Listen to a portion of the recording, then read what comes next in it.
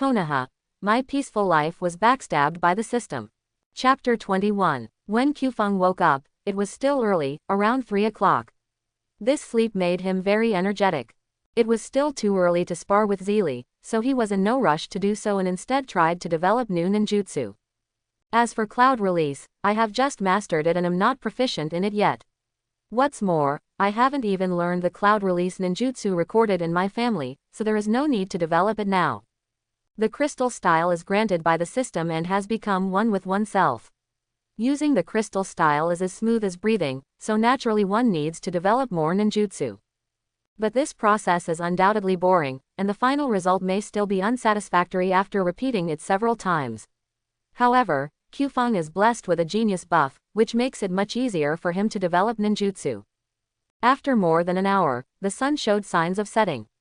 Kyufeng also finished the development, changed into new clothes and prepared to go out. Although there are no servants at home, Kyufeng would hire someone to clean every once in a while. Otherwise, how could the head of the family be the cleaner himself?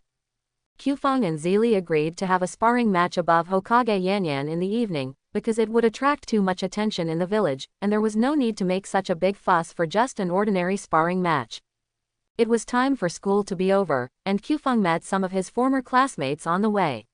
They all asked in confusion why Brother Pingjing had not been coming to school recently. Kyufeng avoided the question and did not give a direct answer. Otherwise, if he told these kids who had only been in school for less than a month that he had become the Hokage's apprentice, they would be devastated. He had been wondering if he could meet Maruboshi Kosuke and the other two, but he didn't see them until he passed the school, so Kyufeng simply went up the mountain. Hey, traveling is really slow without the flying thunder god. Speaking of which, this mountain is quite high. Zeely experienced it deeply this morning, while Kyufeng was brought up by Tobarama, so he didn't feel anything. It took nearly 20 minutes to reach the top of the mountain. The sky gradually turned dim. Standing here and overlooking the entire Konoha, I felt a unique feeling. After a while, Kyufeng heard some movement on the way up and thought it might be Zeely coming, but he still became alert. Only when Zeely appeared did he let down his guard. Sorry, Mr. Kyufeng, I kept you waiting for so long. Zeely said apologetically. It was clearly me who invited Kyufeng to compete with me, but I was late.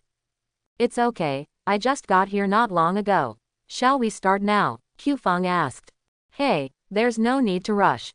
By the way, has Kyufeng developed his own will of fire? Zeely has always felt that Yunjong Kyufeng's thoughts are worth learning from.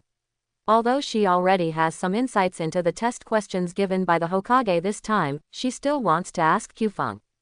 It's just a prototype. It will take a long time to perfect it.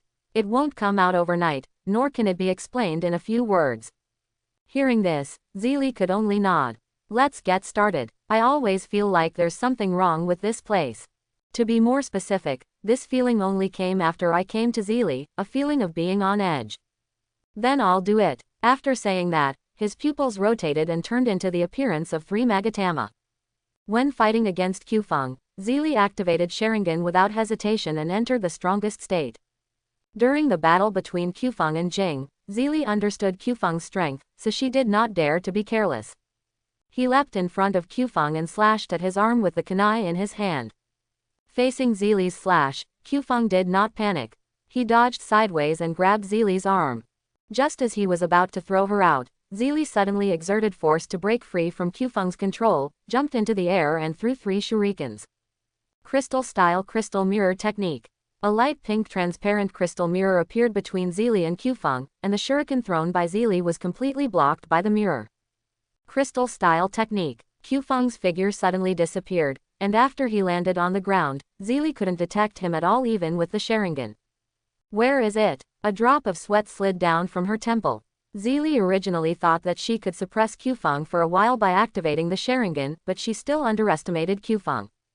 Found it. Just when Zeely observed the abnormality in the crystal mirror, Kyufeng had already crawled out of the mirror, with his upper body outside and his lower body in the mirror, as if he had been cut in half.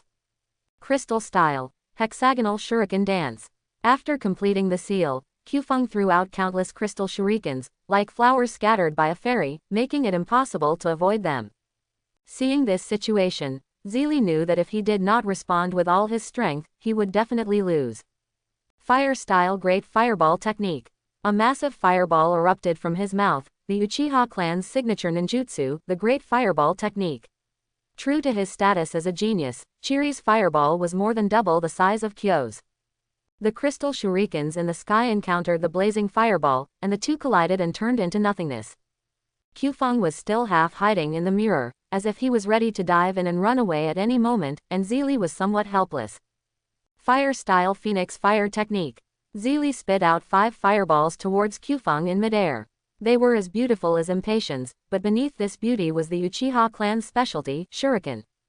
The shuriken was wrapped in function fire, making it difficult to detect. But this trick didn't work well for Kyufeng. Just when he was about to be hit, Kyufeng's body slowly retracted into the mirror. The crystal mirror hid by the function fire technique only had slight cracks, but did not shatter. After feeling that the external attack was over, Kyufeng just popped his head out when a kunai hit his head accurately, directly penetrating his skull and going straight in. Kyufeng's body immediately drooped weakly, hanging in the air, and one blow would kill him. Kyufeng. Zeely was stunned by the scene before him, and his brain froze. She had no idea where the kunai came from before it pierced Kyufeng's head. Fear filled Zeely's heart and he looked back at the woods, but Sharingan didn't notice anything unusual. But she couldn't chase the murderer, as Kyufeng was still hanging in the air. She didn't know if she could save him. But when Zeely looked at Kyufeng, he found that Kyufeng, whose face was covered in blood, had turned into a crystal sculpture, and the kunai was stuck in the head of the crystal sculpture. Zeely suddenly collapsed on the ground, breathing in the air in big gulps as if he had just survived a disaster. Kyufeng is fine. This was her first thought. After all, she had seen this move before, just yesterday. Sure enough, the half-body crystal sculpture on the mirror slowly shattered and fell into pieces. And another Kyufeng emerged from the mirror. He smiled and greeted Zeely. I'm sorry, Chiri, for making you worry. Ah, Kyufeng-jun, I'm so glad you're okay. Tears welled up in Zeely's eyes.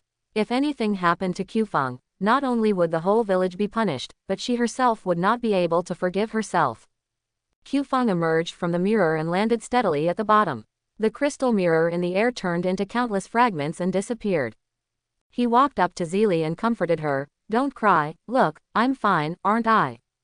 Zeely wiped his eyes quickly with his hand, his face a little red. Who is crying?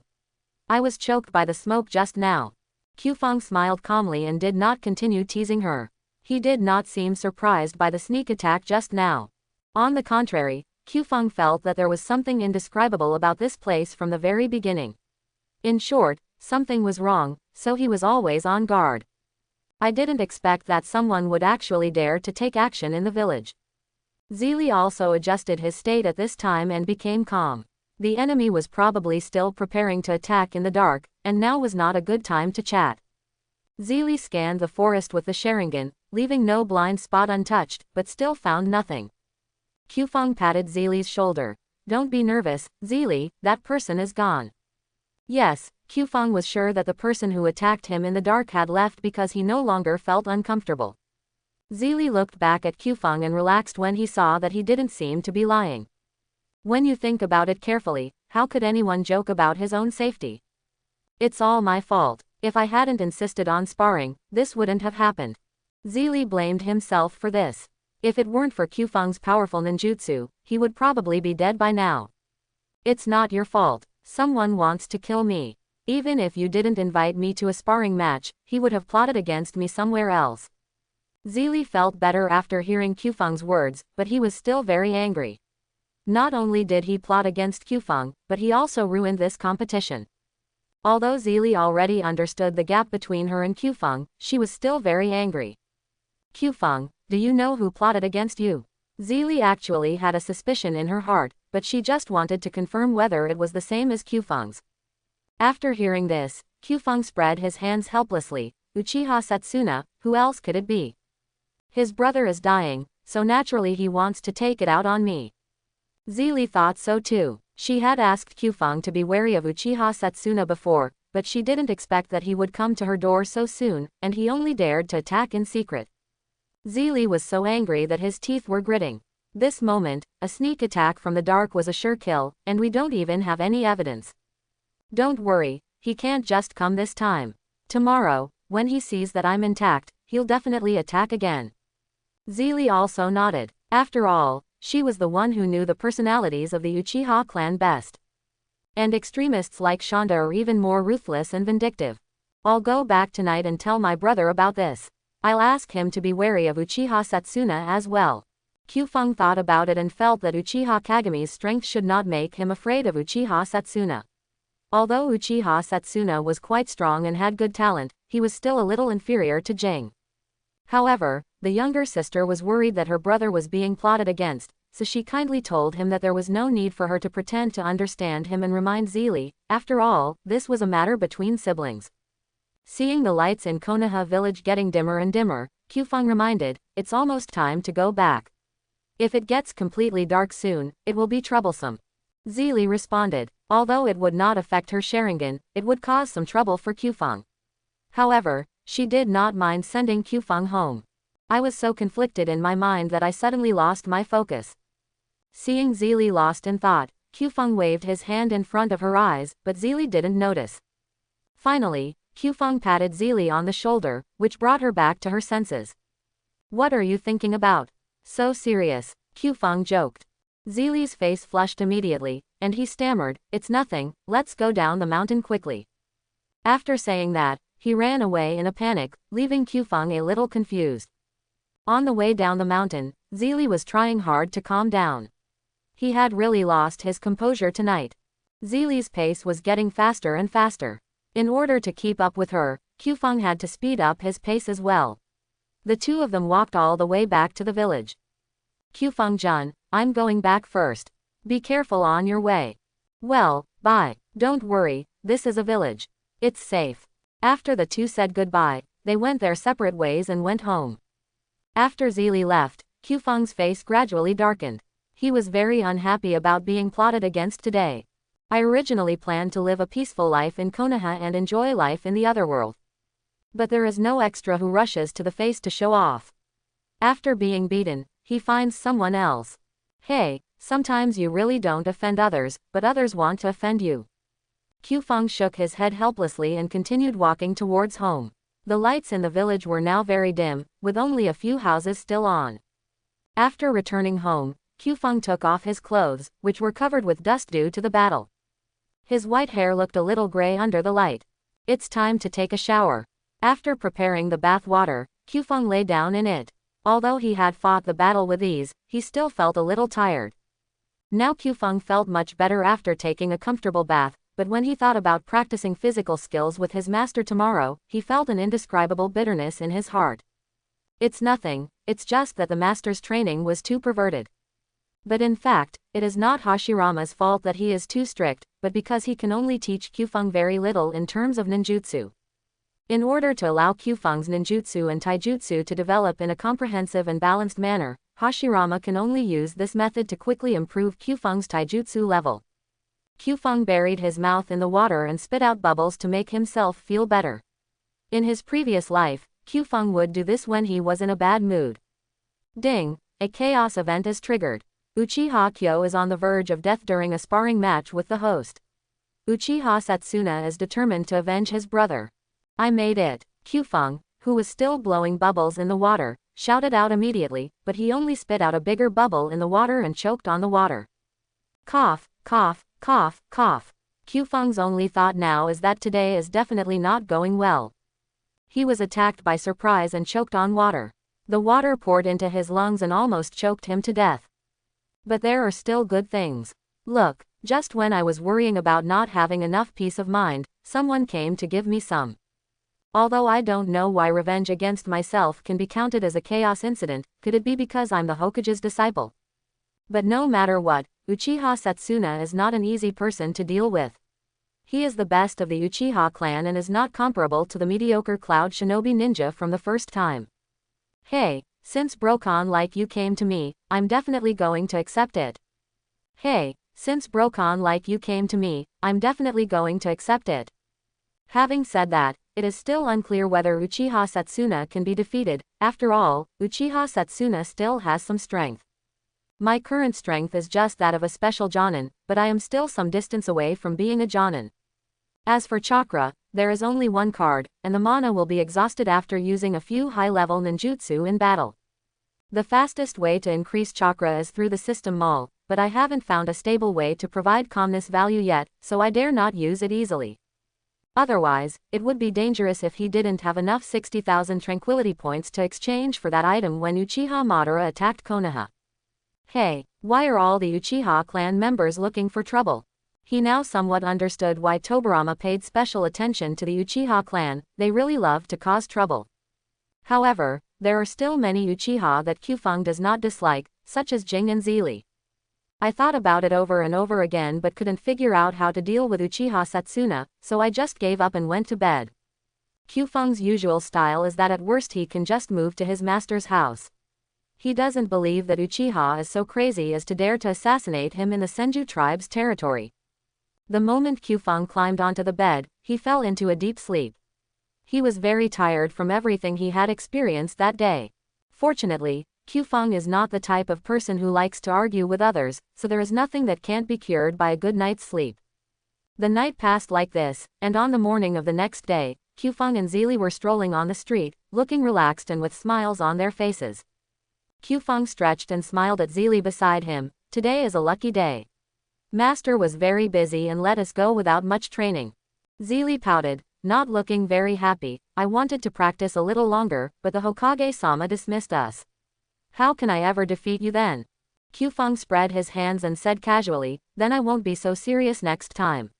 Why do you have to force yourself to defeat me? Hey, even though my brother has a certain prestige in the family, he still can't compete with those old stubborn people. I want to grow up quickly and help him. Zeely was a little depressed. Although her strength was considered strong among the children, it was not enough at all. Seeing Zeely like this, Kyufeng stopped teasing her and turned to comfort her. Don't put too much pressure on yourself.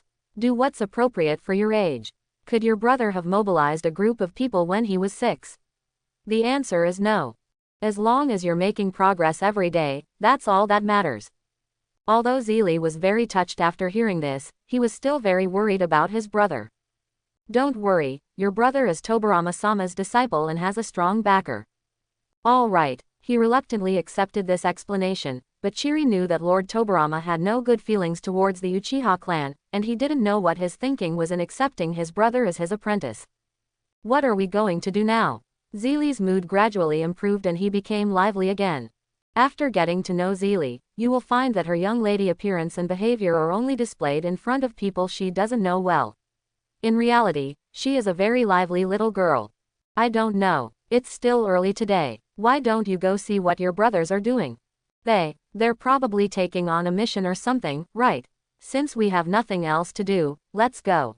After the agreement was reached, the two of them headed towards the place in the village where ninjas accepted missions, to see if they could encounter one, or just wait and see. The closer we get to the mission acceptance site, the more people there are. Most of them are adults, and the youngest is about 15, 16 or 17 years old. When two little kids like Kyufeng and Zeely come here, they naturally attract a lot of attention, and some people even ask them if they are lost. Kyufeng could only helplessly say that they were here to look for someone. At this time, many people recognized Kyufeng. After all, it was impossible to hide his identity as a Hokage disciple. But even so, there was no large-scale onlookers. After all, everyone was very busy. The Hokage disciples don't have any real power, so who would revolve around a little kid? Kyufeng was very happy about this situation. He felt suffocated just thinking about the scene of being surrounded and watched. Kyufeng, look, it's my brothers. Following the direction of Zeely's finger, Kyufeng indeed saw Uchiha Kagami and others. Let's go over there. After saying that, Kyufeng and Zeely walked over. Hey, uncle. Isn't there a more difficult task? Sarutobi Hiruzen asked the middle-aged ninja who issued the task, seeming to be very disgusted with the task assigned by the middle-aged ninja.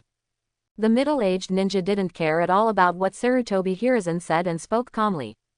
Given your qualifications, this is the most difficult mission you could possibly take. For him, he had seen many such young people who were just starting out. When he first took office, he was given a higher-level task because of the same complaint. As a result, he never saw the ninja again. Seeing that the middle-aged ninja seemed to look down on his strength, Sarutobi Hiruzen rolled up his sleeves and prepared to show him his skills. But at this time Danzo on the side pulled Sarutobi Hiruzen and stopped his embarrassing behavior. It's like this, senior. We are Master Tobarama's disciples. Master has asked us to take on a more difficult task than usual as a test for our abilities. This is his letter. Danzo explained the reason clearly and methodically, then took out a letter from his pocket and handed it to the middle-aged ninja. He unfolded the letter and took a look at it, confirming that it was written by Lord Tobarama. If that was the case, there was nothing he could do to stop it. Well, this one then. The middle-aged ninja pointed to a task marked on the task scroll. This was a task that only the top ninjas in the village could take on. Sarutobi Hiruzen immediately rushed forward to check out the mission he was about to accept. Clearing out the bandits. No way, this is an A- rank mission. Not only Sarutobi Hiruzen himself, but also his other companions were somewhat confused as generally speaking, bandits were just ordinary people who were stronger. They are no match for the ninjas at all, so the mission of clearing out bandits is usually taken on by rookies who have just become ninjas.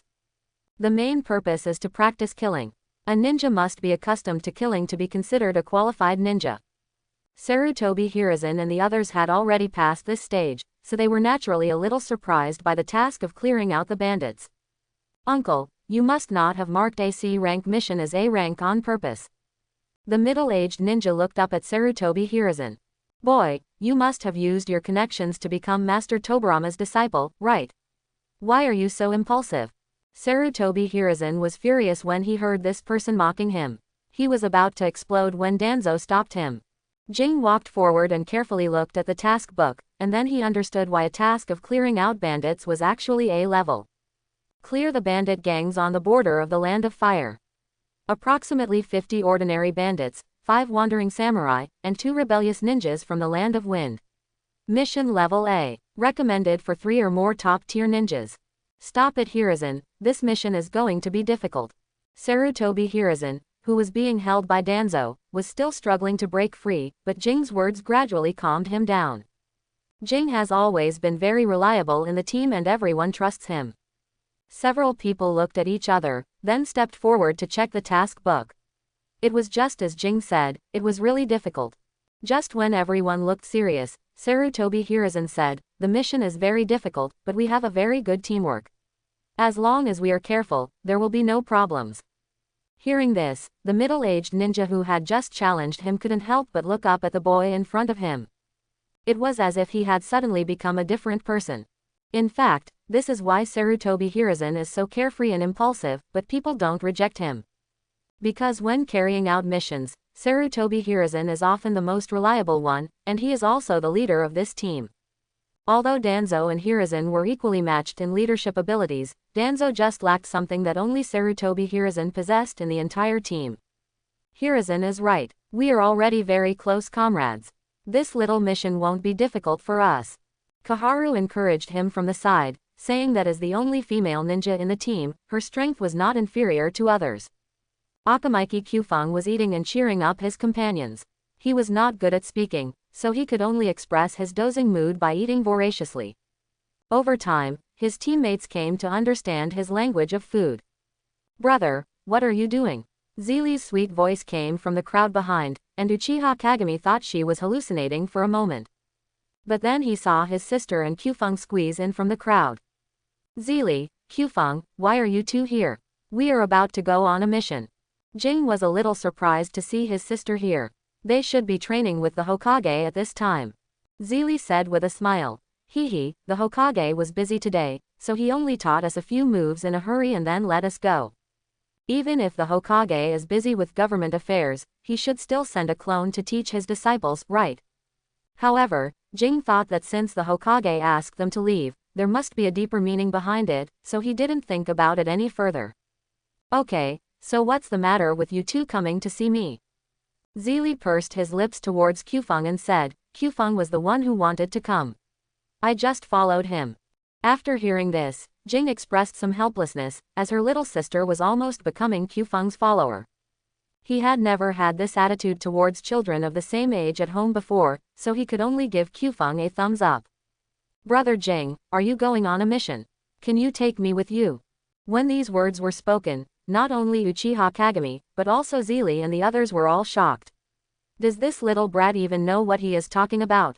Stop talking nonsense. Not to mention that there's no way I could take you there. Even if I did, if anything happened, Hokage-sama would skin me alive. Sarutobi Hiruzen shouted to Kyufeng. But in fact, this was not Kyufeng's sudden impulse. He started thinking about this matter after the system prompted that a new chaos event was triggered last night.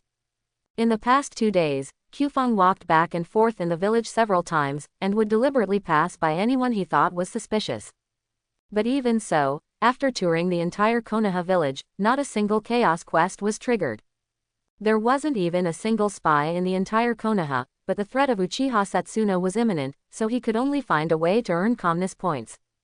I want to see if the bandits, wandering ninjas, and other things outside the village can trigger chaos events. Otherwise, he wouldn't want to go out on a mission even if you paid him. Wouldn't it be nice to sleep comfortably at home? What will it take for me to go? I'm not kidding. Sarutobi Hiruzen also became serious at this time, and what Kyufeng said was not a joke, and the scene became very tense for a while. Zeely tugged at Kyufeng's sleeve and said, "Kyufeng, are you okay?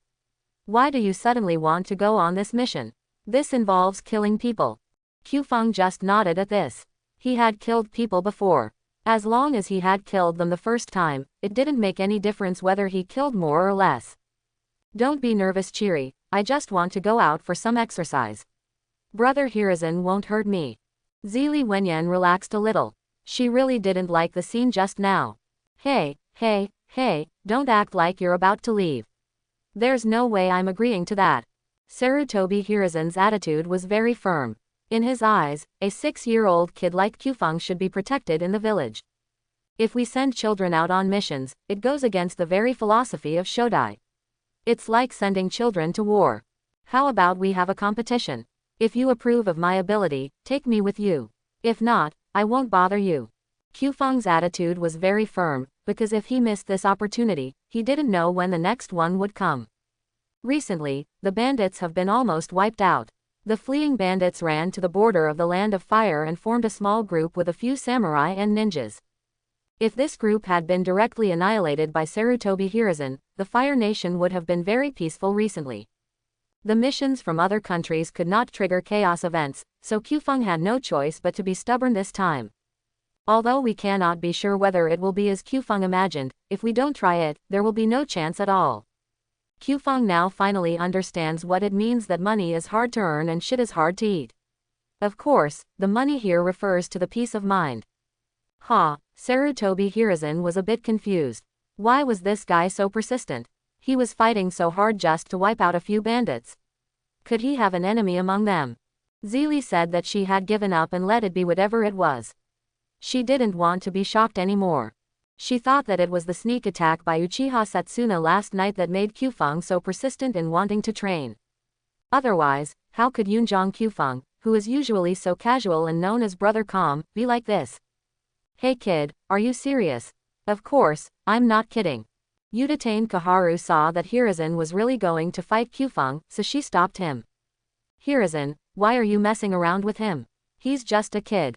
Sarutobi Hiruzen chuckled. Don't worry Kaharu, I won't hurt him. Unlike Sarutobi Hiruzen's full confidence, Jing had a vague feeling that there might really be one more person involved in this mission, and he couldn't help but think in his heart. Hiruzen, don't let your guard down and cause a car accident. Sarutobi Hiruzen first accepted the mission, and then he and his companions, Kyufeng and Zeely, went to the old place where they usually practiced, above Hokage Yanyan. Brother Kyufeng, are you really sure you want to compete with me? Sarutobi Hiruzen confirmed again. He still couldn't figure out why this kid was so stubborn. But he didn't think Kyufeng could really tie with him. Sarutobi Hiruzen admitted that he was very talented, but after all, Kyufeng was only 6 years old. Brother Hiruzen, I'm serious. Kyufeng said lightly that the two sides were on the verge of a fight. Kaharu shakes Danzo and asks if he can stop the fight. Hiruzen's already taken an interest in this battle, you know. It's impossible to stop him. Danzo said calmly. Kaharu didn't say anything more after hearing that. If even Danzo said there was nothing he could do, then he could only hope that Hiruzen wouldn't get carried away during this sparring match. You make the first move, and I'll let you have one move, Hiruzen said confidently. Qfeng nodded. Since the other party had given in, there was no need to hesitate and he could just take action directly. He leapt in front of Hiruzen, quickly squatted down, and swept his left leg towards Hiruzen's lower body. But this low-level move was no match for Sarutobi Hiruzen, who easily neutralized the move with a single jump. Then he took out an iron rod from somewhere, and when he was about to fall to the ground, he used the iron rod to push the ground and return to mid-air. He clenched the iron rod in both hands, spun it in the air, and suddenly chopped it down towards Qfeng. Seeing this, Qfeng immediately rolled over to avoid it, and the iron rod smashed down heavily, splitting the ground beside him into countless cracks. Very flexible, brother Qfeng. Facing Hiruzen's teasing, Qfeng did not respond. He now had some understanding of Sarutobi Hiruzen's strength. You have to be serious. This is your first time fighting a ninja of this strength. If you are careless, you will lose. Without hesitation, he stood up from the ground and put some distance between himself and Sarutobi Hiruzen. Crystal style. Hexagonal shuriken dance. Countless hexagonal crystals were projected by Qfeng, attacking Sarutobi Hiruzen from all directions, reflecting brilliant light under the sunlight. If it was just one or two, it wouldn't matter, but now there are countless crystals, attacking from almost every angle, plus the dazzling reflected light, which makes Qfeng like this ninjutsu very much. Although it is not very strong, it can expose the opponent's flaws. Even if it is only for a second, it is enough to be fatal. Sarutobi Hiruzen was not panicked by the crystal shurikens flying all over the sky. He grinned, stuck the iron rod at his side, and then threw a few shurikens, but these were not enough to counter Qfeng's ninjutsu. Shuriken Shadow Clone Technique. But as Hiruzen completed the hand seals, the shurikens that were originally only a few suddenly became more than 10 times the original number. The shuriken and the crystal collided, sending out countless sparks and fragments, stirring up a cloud of dust, but neither side was hurt. Sarutobi Hiruzen was becoming more and more curious about the child in front of him, and was debating whether or not to take him a little more seriously. Qfeng was not surprised by this situation, but he did not expect that Sarutobi Hiruzen had already developed Shuriken Shadow Clone by then. Now that his interest was piqued, Sarutobi Hiruzen didn't want to hesitate any longer and picked up the stick and chopped at Qfeng. Seeing this, Qfeng quickly took out a scroll from his pocket, unsealed it and took out the family heirloom, the Crane Ming sword. The moment the sword was unsheathed, a loud crane cry was heard. Qfeng had no time to appreciate it before he swung his sword to block Hiruzen's attack. But what no one expected was that when the iron rod touched the hemming sword, it seemed to become made of mud and broke into 2 pieces. Sarutobi Hiruzen was also confused. How could his stick break? The old man had spent a lot of money to have it made. What kind of sword is that? It's so sharp, Qfeng said lightly. The Cloud Clan, Crane Crying Sword. After saying that, he raised his sword and stabbed Hiruzen. Without his weapon, Hiruzen's offensive power suddenly weakened, and the situation was gradually controlled by Qfeng. But being beaten all the time made Hiruzen more and more angry. Unable to bear it any longer, he bit his right thumb and wiped it on his left hand. Summoning technique. With a bang, a puff of white smoke erupted from beneath Hiruzen's feet. When it dissipated, a small monkey in clothes appeared on the field. Ape Demon, let's teach him a lesson. The little monkey didn't know what was happening, but he immediately responded to Sarutobi Hiruzen's order. Then the body twisted and turned into a big stick that was completely black with only 2 yellow sections.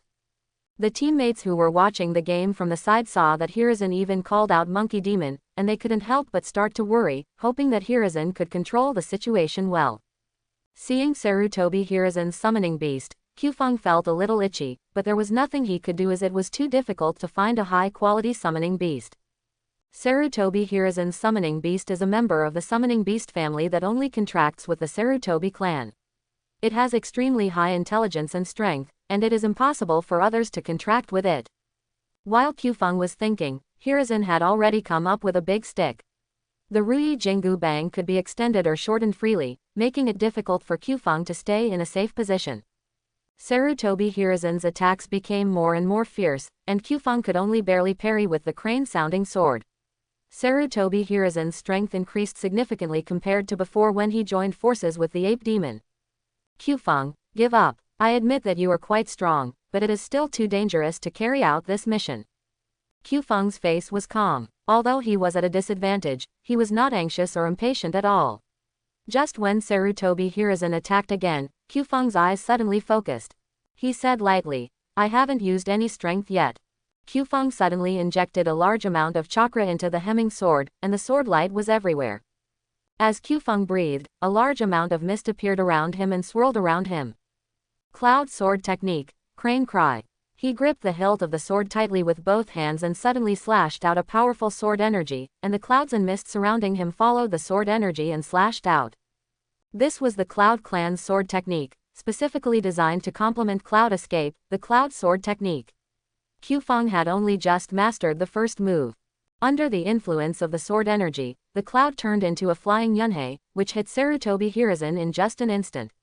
The cloud that turned into a crane also poured into Hiruzen's body at this moment. The huge sword energy mixed with cloud release chakra caused Sarutobi Hiruzen to be knocked away and his whole body became stiff and unable to move, and he fell heavily to the ground. Although the freezing feeling quickly disappeared, the chill still lingered in every joint of Hiruzen's body. He supported himself with the Rui Jingu Bang and stood up from the ground. His eyes became much more solemn as he looked at Qfeng in the clouds. This was the first time he had seen such a strange sword technique, and the mist that poured into his body should be the cloud escape that his father mentioned. The feeling of being frozen to death is really uncomfortable. My body still feels very cold now. I admit that you are strong and you can come with us. I admit that you are strong and you can come with us. But before Qfeng could say anything, Sarutobi Hiruzen continued, but the battle must continue. I know you haven't used your full strength yet. Qfeng was stunned at first, then nodded, and Sarutobi Hiruzen smiled when he saw this. Udatane Kaharu held her forehead with her hand, thinking that the competition was over, but she didn't expect Hiruzen to really get angry. Mitokado Homura pushed his glasses up, looking like he had seen through everything. It can't be helped. It's not the first day you've known Hiruzen. This is just his personality. Uchiha Kagami also echoed with a slight smile on her face. Today gave him a new impression of Qfeng. He was calm and composed in battle, and would not lose his composure when faced with disadvantages. Instead, he made calm judgments and looked for opportunities. Zeely watched the match between Qfeng and Sarutobi Hiruzen with great enthusiasm. At first, she was the most nervous one. But in the end she found that Qfeng's strength was even stronger than she had imagined, so she was no longer worried. Sarutobi Hiruzen stretched his joints, and when the coldness eased a little, he prepared to continue fighting. He let Yuan Mo end the summoning, and it seemed that he was ready to use ninjutsu to decide the outcome. To be honest, ninjutsu was his best means of attack, and taijutsu was just the icing on the cake. Earth-style earth-flowing river. In an instant, the ground beneath Sarutobi Hiruzen's feet completely turned into mud, gushing towards Qfeng at an extremely fast speed and covering a large area. In a moment, half of the venue was covered with mud. There is absolutely no place to dodge. Qfeng quickly formed seals with his hands, then slapped his palms to the ground. Suddenly, countless giant crystal thorns emerged from the soil, forming a protective wall that blocked the mud from flowing in. Sarutobi Hiruzen laughed at this. Raising a crystal wall in such a huge mud is undoubtedly magnifying the target. Earth-style Earth Dragon Bomb. A ferocious dragon head emerged from the ground, opened its mouth wide and sprayed countless earth bombs towards the dazzling crystal wall. Even though the crystal is stronger than the earth bomb, such continuous targeted attacks have caused cracks in the crystal wall. But even so, the crystal wall was still solid, and Qfeng in the cloud continued to release chakra to repair the wall. The whole scene was deadlocked for a while. A drop of sweat trickled down Hiruzen's temple. It was obvious that he had underestimated the defensive power of the crystal wall, but if he gave up the attack now, he would be completely defeated. With a determined mind, he began to form seals with his hands rapidly. Danzo, who was driven into a tree by the mud, saw Hiruzen making a seal and felt bad. He shouted, "Hiruzen, you can't control that move yet." But it was too late. Fire-style Fire Dragon Flame Bullet. Flames burst out of Hiruzen's mouth, transforming into a ferociously roaring dragon, and hit the crystal wall along with the surging mud on the ground. Hiruzen was trying hard to control the direction of the Fire Dragon Flame Bomb to prevent it from igniting the entire forest along the mud. He had been thinking about this combined attack ninjutsu for a long time, but had never been able to complete it. I didn't expect that I could use it successfully right now. The combination of mud and flames, one cold and one hot, caused countless tiny cracks to appear on the crystal wall, and finally under the continuous attack of the Earth Dragon bombs, it finally collapsed. It shattered into pieces all over the sky and disappeared into the mud. The mud and flames occupied the pure land within the crystal wall in an instant. For a moment, the entire area was filled with nothing but fire and mud. It was then that Sarutobi Hiruzen suddenly realized that things seemed to have gone a little too far today. He immediately ended all his ninjutsu, and the flames and mud flow all subsided. Hiruzen quickly scanned the surroundings with his eyes. But there was no sign of Qfeng, and just as Hiruzen began to panic, a voice came from the mud. Crystal-style mirror palace demon-killing formation. Before Hiruzen could determine the direction of the sound, countless vine-like crystal plants suddenly grew wildly in the surrounding land. It surrounded Hiruzen like a huge cage, and then countless flower buds grew on the vines, and when the flower buds bloomed, they turned into crystal mirrors. The constant changes made Sarutobi Hiruzen dizzy. He could only feel the immense danger. He might lose his life at any time. At this moment, the change occurred again, and Qfeng's figure appeared in every mirror. He slowly crawled out, leaving only the back half of his body in the mirror. He formed a seal with his hands and a crystal lotus bud appeared in his palm. Crystal-style Ikiaran, Qfeng in countless mirrors shouted at the same time, and then threw the flower buds in their hands towards Hiruzen. Seeing that the flower buds like a rain of arrows were about to pierce him into a sieve, Hiruzen shouted immediately. I surrender. At this moment, countless flower buds blossomed into sharp and deadly crystal lotuses. The sunlight shone down from the dome, and the entire cage seemed to have turned into a dazzling palace. Hiruzen's throat was only a shuriken's length away from the petals of the crystal lotus, and he was already sweating profusely. But in a moment, the entire cage and the crystal lotus shattered and collapsed, turning into crystal fragments all over the sky and finally disappeared.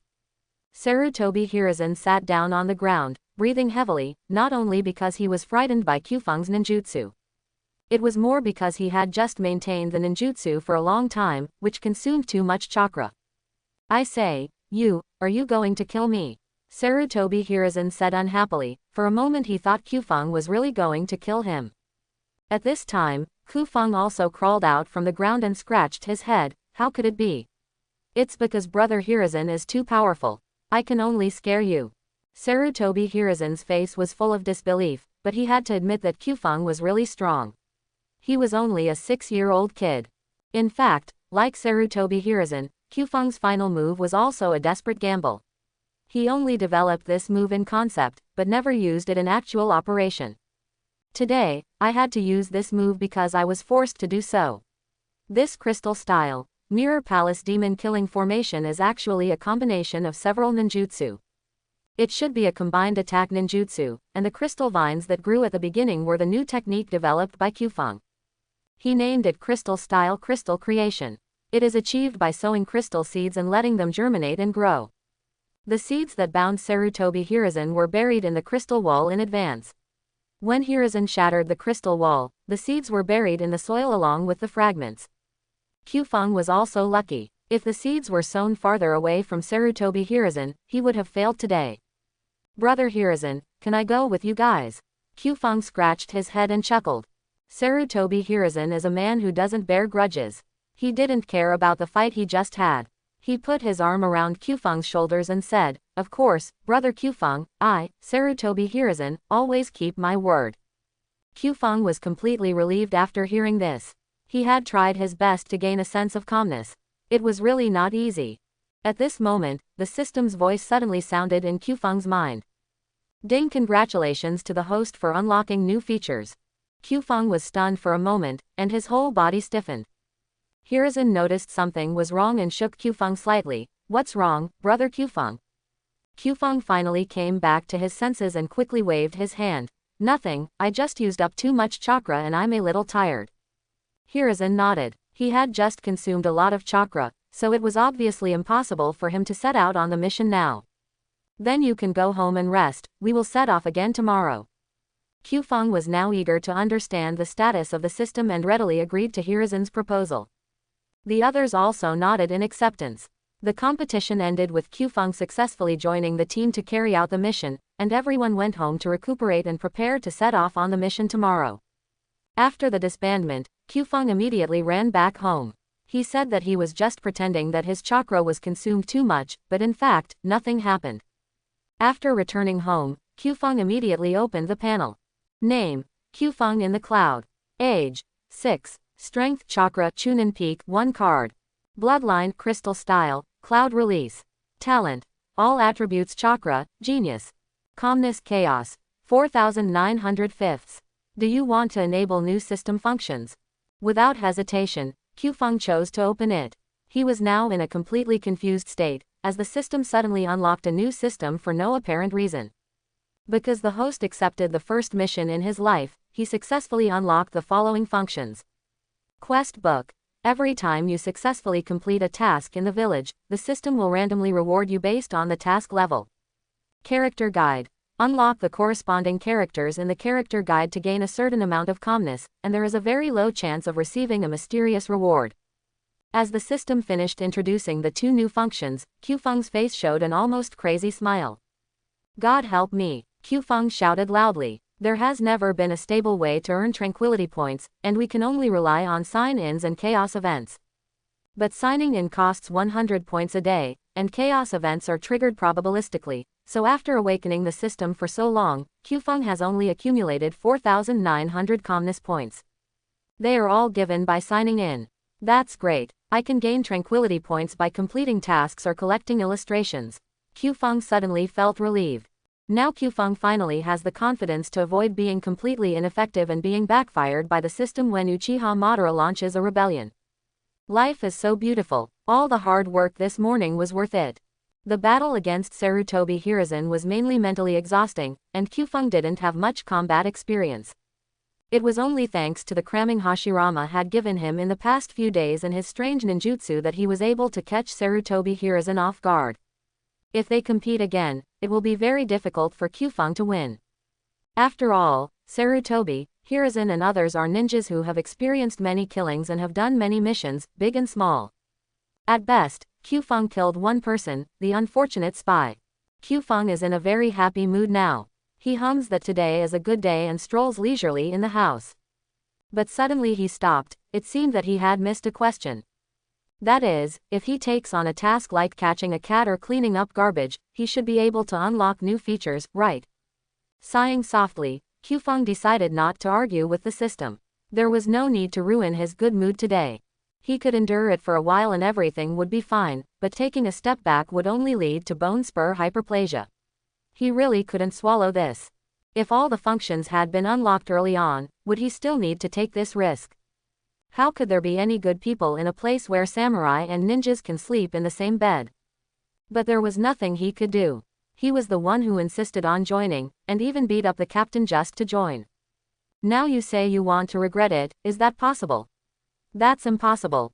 Although that is what he said, Qfeng would have decided to go with Sarutobi Hiruzen's team to wipe out the bandits and would not have decided to take this step. That might not successfully enable the new function. Qfeng did not fail to understand this principle, he just simply wanted to scold the system. After cursing for a while, he happily checked out the new features.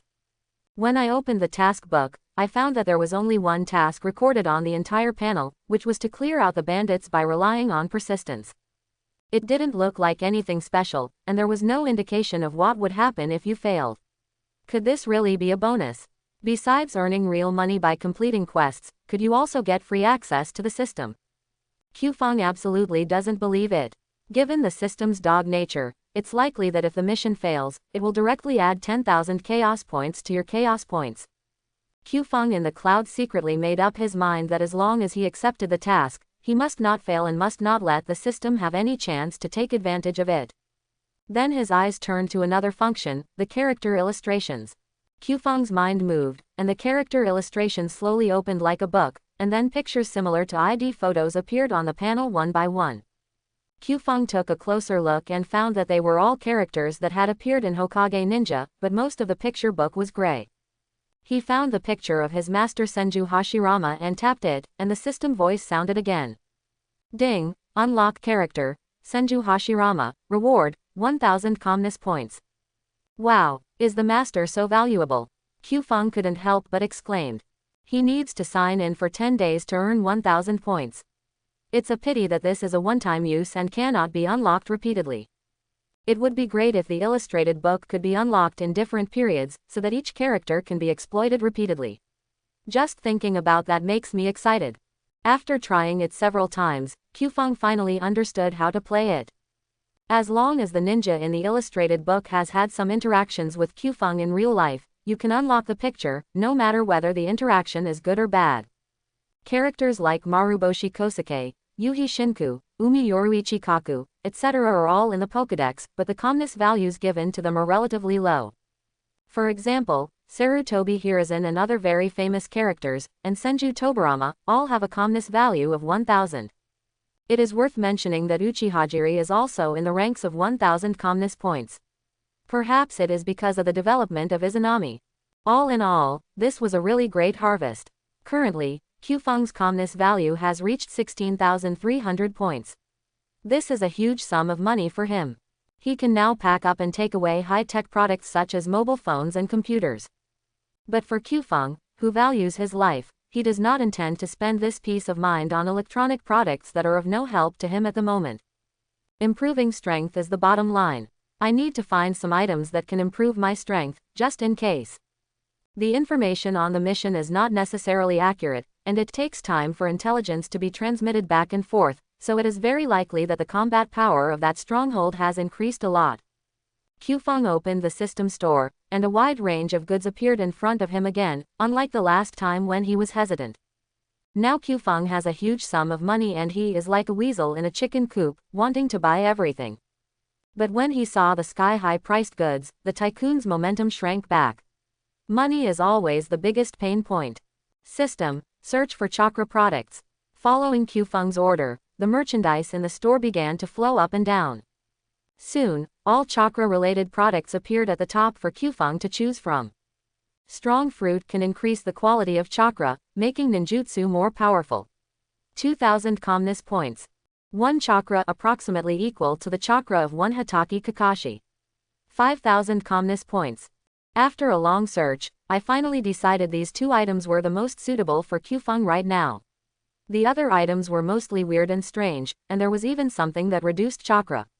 And they dared to sell it for 10,000 tranquility points.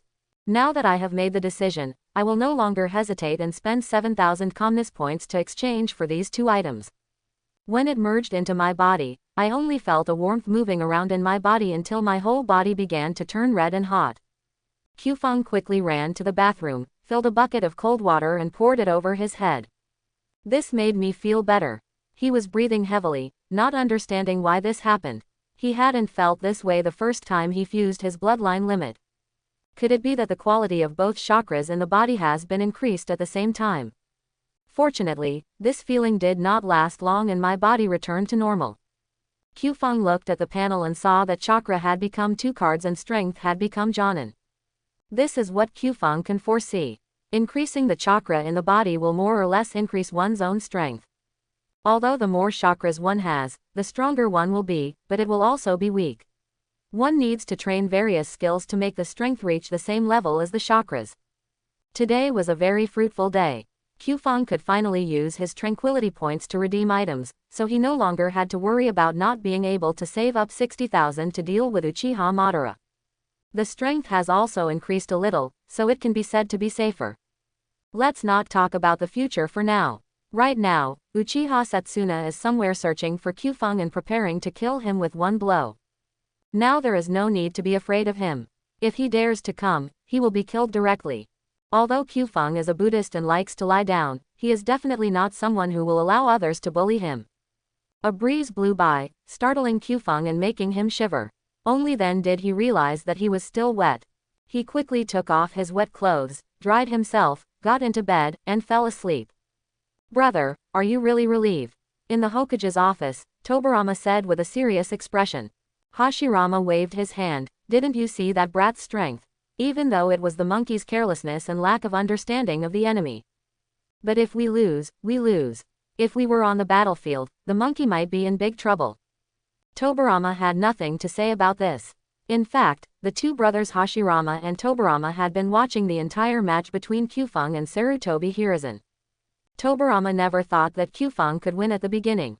He believed that although Kyufeng had good talent, his strength was definitely weaker than Sarutobi Hiruzen. But unexpectedly, reality slapped him in the face, and the unpromising monkey actually lost. Big Brother Kakuzu's mouth was almost raised to the sky. Hashirama couldn't help but laugh as he saw his brother's face was gloomy, but he didn't dare to get angry due to his authority as the eldest brother. Ha ha ha, Tobarama, don't be too nervous. I'll send Wood Clone after them. Just treat it as a test. But brother, aren't you determined not to send children to the battlefield? What difference does this make? Tobarama questioned. He thought he knew his elder brother best, but now he didn't know what his elder brother was thinking. If it were someone else, I would never agree to it. Tobarama was startled after hearing this, but before he could say anything, he heard it again. Kyufeng is different from the others. He is naturally intelligent. His ninjutsu, taijutsu, chakra, and intelligence are all top-notch.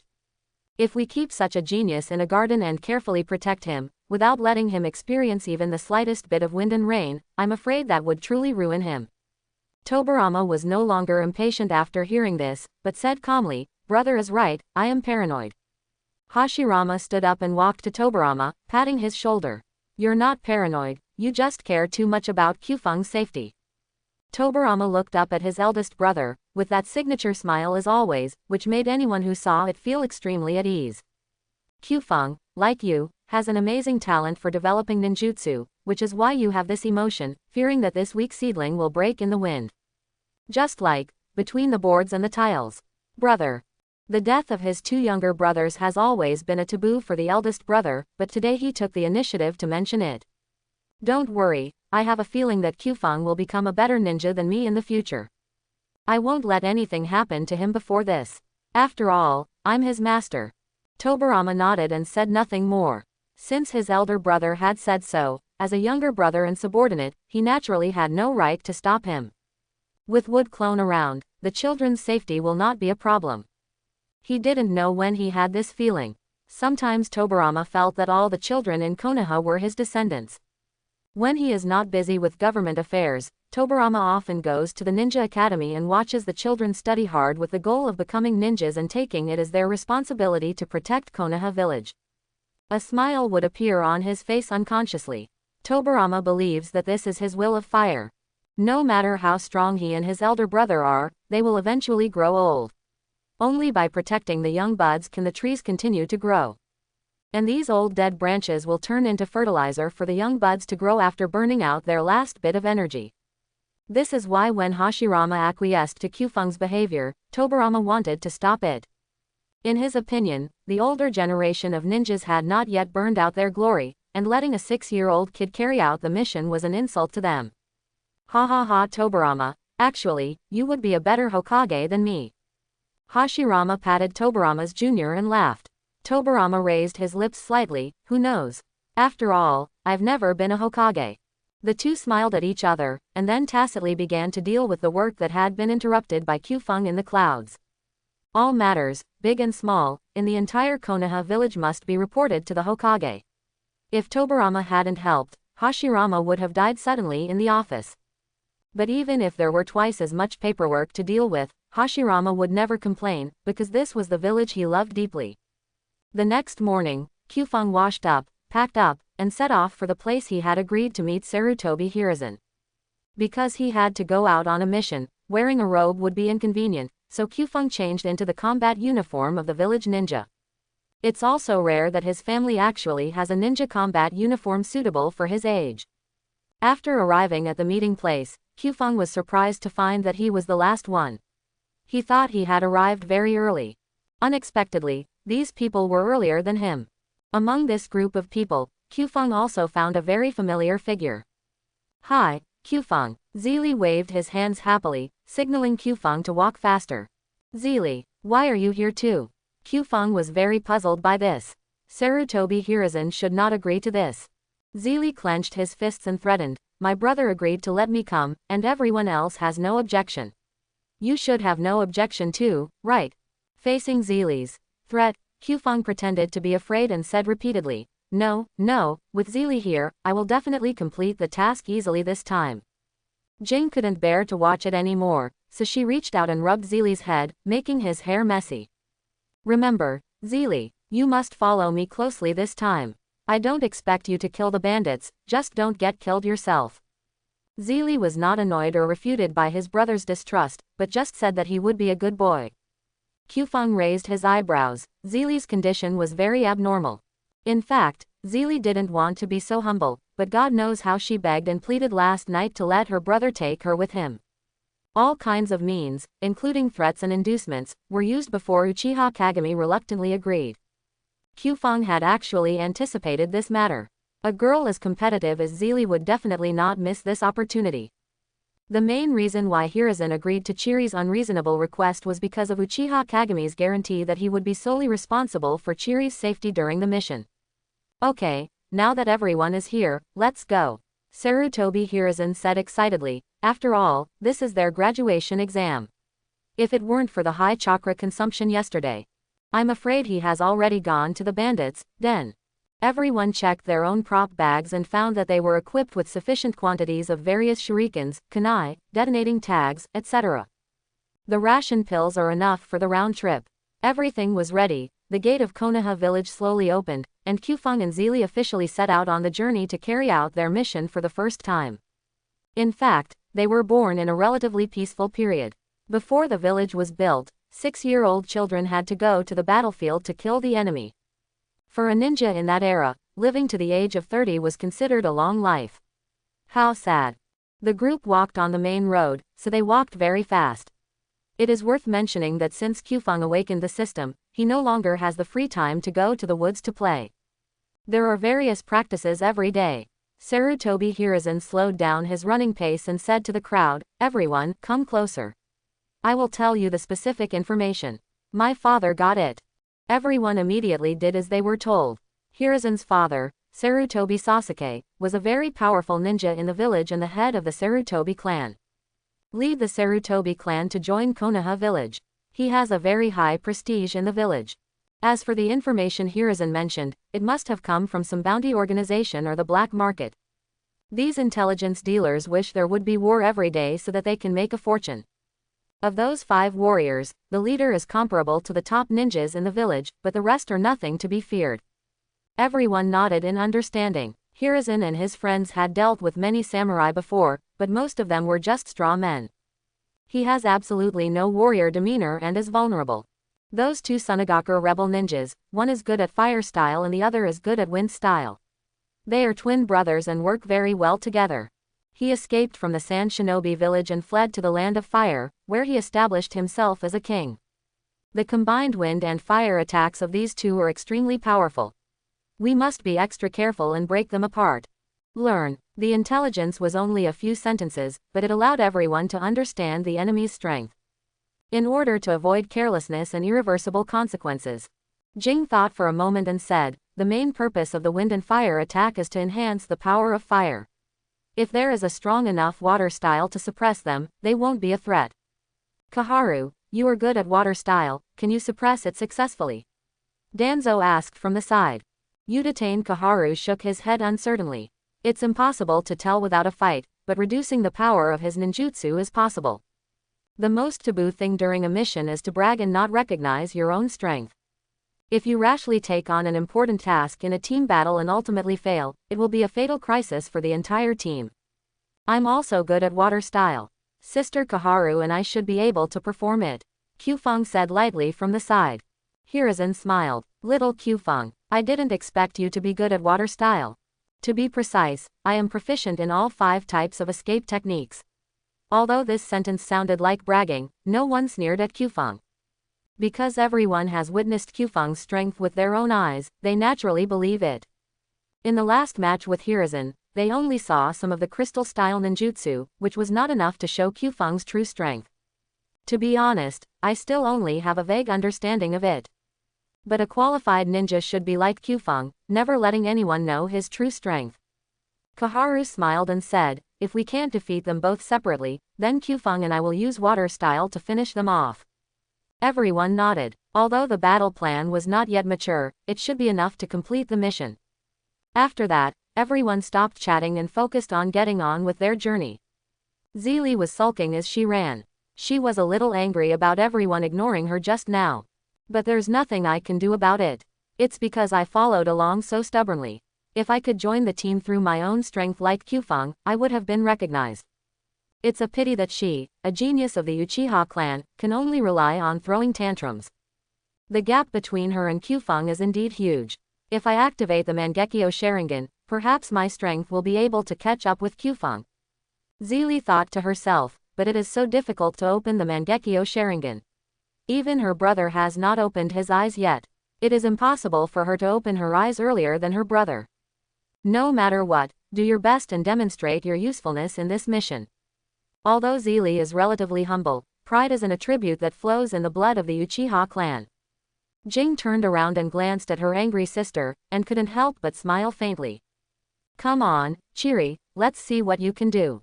As one of the 5 major countries in the ninja world, the Land of Fire is extremely rich in resources and its territory is naturally extremely vast. The group walked non-stop for a whole day, but they had only barely covered half the distance. If they wanted to reach the border of the Fire Nation, it would take at least another day. After a day of traveling, everyone was somewhat tired, and the only food they had to fill their stomachs was extremely unpalatable things like bingliang pills. According to the map, there is a small village ahead of us. We can go there and rest. Hiruzen spoke up. Everyone had set out in the morning and it had been a full day now, so it was time to rest. The mission target this time is not fluid, so there is no need to rush. That's great. I don't have to sleep in the wild anymore. Kaharu's face was filled with a happy smile.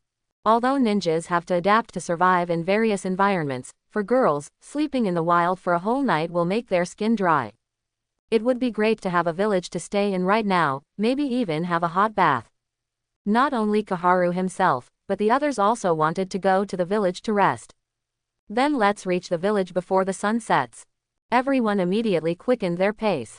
If they didn't reach the village before dark, they would have to camp in the wild. Zelie was already a little exhausted at this time, and had to look back in the mirror from time to time to recover his strength before he could continue walking. But Kyufeng seemed to be fine, and he was very leisurely whether running or walking, which made Zelie more and more jealous. She even had the urge to dissect Kyufeng. She even doubted whether Kyufeng was still human. How could he be so relaxed throughout the whole day? Kyufeng, aren't you tired? Zelie said softly on Jing's back. It's okay, I'm still a little tired, but it's bearable. Jing glanced at Kyufeng upon hearing this. At such a young age, his physical fitness could catch up with Hiruzen. After hearing this, Zelie stopped asking questions and fell asleep on Jing's back.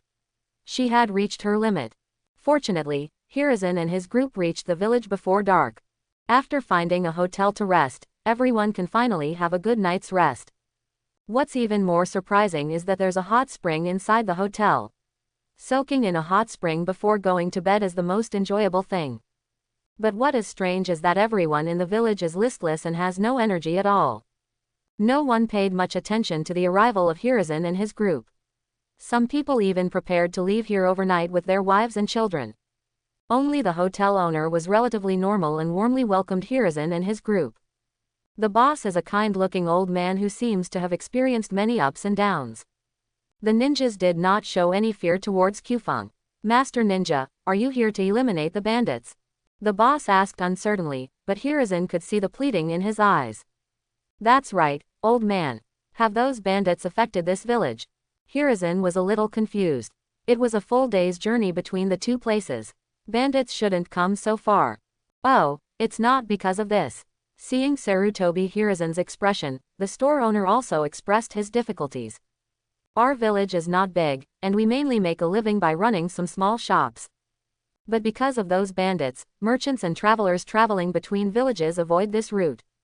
With no one coming to the village, everyone's survival is in jeopardy. If no one takes care of that gang of bandits, I'm afraid we won't be able to survive. Sarutobi Hiruzen finally understood the reason. Although the village was small, it was located at the intersection of various small villages. Similar to a transit station, it can provide a place for people traveling long distances to rest. Seeing that people's survival was in jeopardy, they could not delay any longer. Hiruzen immediately promised his boss that he would definitely deal with this group of bandits. As soon as the news spread, the people in the village cheered, as there was finally a glimmer of hope. In order to complete the task more quickly and eliminate the bandits, the operation of this small village will return to normal. Hiruzen then led everyone to formulate a more detailed battle plan to ensure that no bandits would escape to other mountains and continue to harm people. After a night's rest, the group set off again with plenty of experience. Zeely was no longer as haggard as he was yesterday, and had regained his energetic look. Everyone set off at dawn and maintained a high speed along the way. This allowed them to reach the Fire Nation border in the afternoon. The country has neglected the management of this area, which has led to a mixture of good and bad people. Even the rebel ninjas from the Sand Shinobi village can run to the Fire Country to act arrogantly. The border areas are mostly covered with dense forests, which makes it very easy for the enemy to hide. But Uchiha Kagami quickly discovered the bandits' traces with the help of Sharingan. Everyone followed Uchiha Kagami all the way and finally found their lair. It was a very secluded valley, and the entrance was only wide enough for two people to walk side by side. At this time, the sky gradually darkened and the visibility in the woods became even lower. Only Jing and Zeely could see in the dark because of Sharingan. The guards at the entrance were not strict, there were only a few people, and they died quietly in a short while. Several people quickly sneaked into the valley, and Sarutobi Hiruzen directed everyone to act according to the plan. Kill everyone before it gets completely dark. Deal with the minions first, and the ninjas last. Hiruzen gave orders calmly and decisively. During this process, Kyufeng was also constantly learning Sarutobi Hiruzen's control and judgment of the situation. After all, Kyufeng also has tasks to carry out in the future. Just as everyone was about to start the mission, Kyufeng took out 7 mini crystal balls from his ninja tool bag. But it's more like a crystal seed than a crystal ball. Kyufeng gave everyone a crystal seed. This is a ninjutsu I developed. It can help you resist physical damage once. Everyone nodded and accepted it without hesitation. Facing a top-notch warrior, the effect of this crystal seed was self-evident. No one can be completely sure that they can avoid getting hurt in a battle with a samurai. Set off. At a command, several people turned into afterimages and flew off in all directions. Only Kyufeng was left there, and he had to complete his mission, which was to seal off the entire valley. Crystal-style crystal creation. 50 crystal seeds slowly formed in the palm of his hand and were scattered at the entrance of the valley. With the urging of Kyufeng chakra, crystal vines broke out of the ground, intertwining and interweaving into a crystal vine net. The branches are deeply embedded in the mountain wall at the entrance of the valley. Block the entrance tightly. Chapter 31. But this is not the end. Who knows if there are other hidden entrances and exits in this huge valley. If we let this thief sneak away and escape to another mountain, more people will suffer. Crystal-style technique. Kyufeng gave birth to an irregular crystal ball in his palm, about the size of an adult's head. He threw it with great force into the air above the valley, where it was already higher than the surrounding mountain walls. Burst. In just a moment, the crystal ball scattered and disappeared. The crisp sound of glass shattering echoed in the valley, and the bandits became alert. But after a while I realized that nothing seemed to have happened, so I didn't care anymore. But the crystal explosion just now has spread the crystal seeds to every corner outside the valley. At this time, Kyufeng was consuming a large amount of chakra to frantically promote the growth of the seeds. This is the first time Kyufeng has used such a large-scale ninjutsu, and the chakra consumption is also astonishing. A full 1 calorie of chakra is consumed, which is already half of the total content. However, the rewards were also gratifying. Without anyone noticing, Kyufeng had completely wrapped the outside of the entire valley with crystal vines. If I hadn't prepared enough crystal seeds in advance, there wouldn't be a drop of chakra left in my body now. The consumption is about the same as expected. Let's recover quickly and leave the minions to them for now. Using so much chakra at once was a bit too much of a burden on Kyufeng, a 6-year-old child.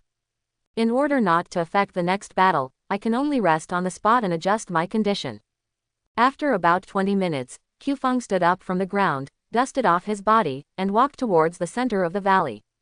That is the final battlefield. This place is said to be a bandit's lair, but it looks no different from a small village. Perhaps the only difference is that these people are capable of all kinds of evil. The further you go in, the more corpses you see and the more blood you see. It looked like they all died in an instant, very experienced. Some of them had more scars on their bodies, so Kyufeng knew who killed them without saying anything. Just as Qfeng passed by a small house, a loud shout suddenly rang out. "Give me your life." A middle-aged man in tattered clothes slashed at Qfeng with a large, chipped knife. There was a smile of success on the corner of his mouth. Qfeng just glanced at it, then stretched out his left hand and pointed it at the bandit. In an instant, a crystal vine emerged from Qfeng's sleeve and tightly wrapped around the bandit. But upon closer inspection, I found that this was different from the previous vine. At the top of it was a snake head with fangs. Crystal style, crystal poison. The snake bit the bandit's neck hard, injecting all the venom into his body. The bandit's body quickly crystallized from the neck down. Before he could even utter his last words, his entire head had already turned into crystal. The entwined vines were also retracted into Qfeng's sleeves. This kind of small character is not worth using chakra on, but Qfeng just wants to try out ninjutsu. Speaking of which, the inspiration for this move comes from Orochimaru's shadow snake hand. Regardless of how strong Orochimaru is, he is definitely the best in the ninja world in terms of various life-saving ninjutsu. Qfeng also drew a lot of inspiration from Orochimaru. For example, when fighting Chili, he was drilling in and out of the crystal mirror, which was inspired by Orochimaru's "I spit snakes, I spit swords" technique. Using this snake vine trick in conjunction with crystal poison, the effect is simply amazing. Without wasting too much time, after killing the bandit, Qfeng continued to walk towards the center and meet up with Hiruzen and others. Qfeng could already hear the shouting and screaming over there, and he couldn't help but quicken his pace. When Qfeng arrived at the rendezvous point, the battle had already begun, with Uchiha Kagami and Danzo fighting against the strongest of the 5 samurai. Hiruzen, Koharu, and Akamaiki. Qfeng dealt with 2 ninjas. Mitokado Homura fought against 4 samurai alone, but 2 fists were no match for 8 hands, so he could only fight and retreat. Because it is too dangerous, Zeely is not here. "Brother Homura, let me help you." Crystal style crystal mirror, crystal style crystal clone, 2 techniques are used at the same time. 2 clones of Qfeng came out of the mirror and fended off the 2 warriors, which greatly reduced the pressure on Mitokado Homura. "That's all, I can handle 2 samurai. Go help Hiruzen." Without hesitation, Qfeng set off immediately. Everyone had a clear understanding of their own abilities and would not try to show off at such a critical moment. On Sarutobi Hiruzen's side, the 3 of them were unable to absolutely suppress the 2 Sand Shinobi Village rebel ninjas, and the 2 rebel ninjas were unable to take down Hiruzen and the others. The situation was at a stalemate for a while, but fortunately Qfeng arrived and it was time for a counterattack. Expansion Jutsu. Akamaiki. Qfeng grasped the situation, doubled his hand to a huge size, and slapped Luo Wan, who was good at fire style, away. Hiruzen and Koharu also took this opportunity to start attacking Wind Style's Luo Jin, successfully separating the 2 brothers. Even without the support of combined ninjutsu, the 2 brothers are still very powerful individually. Fire Style Flame Combo. Luo Wan quickly formed seals, and then continuously sprayed flame bombs from his mouth like a machine gun.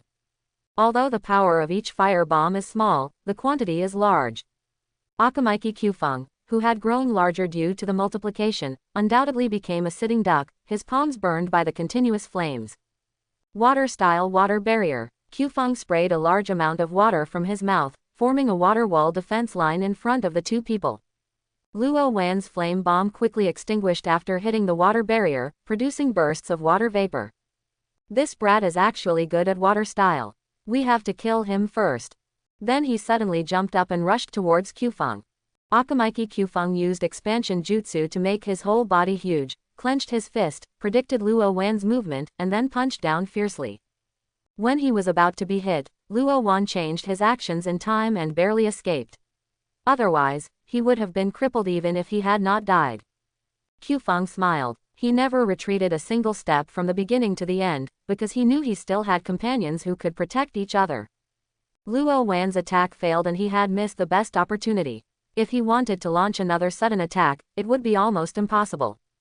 Water Style Water Dragon Bomb Technique. The large amount of water released through the water barrier just now swirled and gathered around Qfeng, eventually forming a ferocious water dragon. Rushing towards Luo Wan. How come this brat even knows this kind of ninjutsu? Fire Style Flowing Fire Technique. Luo Wan took a deep breath and suddenly exhaled a raging flame. The flame meandered forward like flowing water, quickly wrapped around the water dragon's body and strangled it. The water dragon bomb also extinguished the winding flames.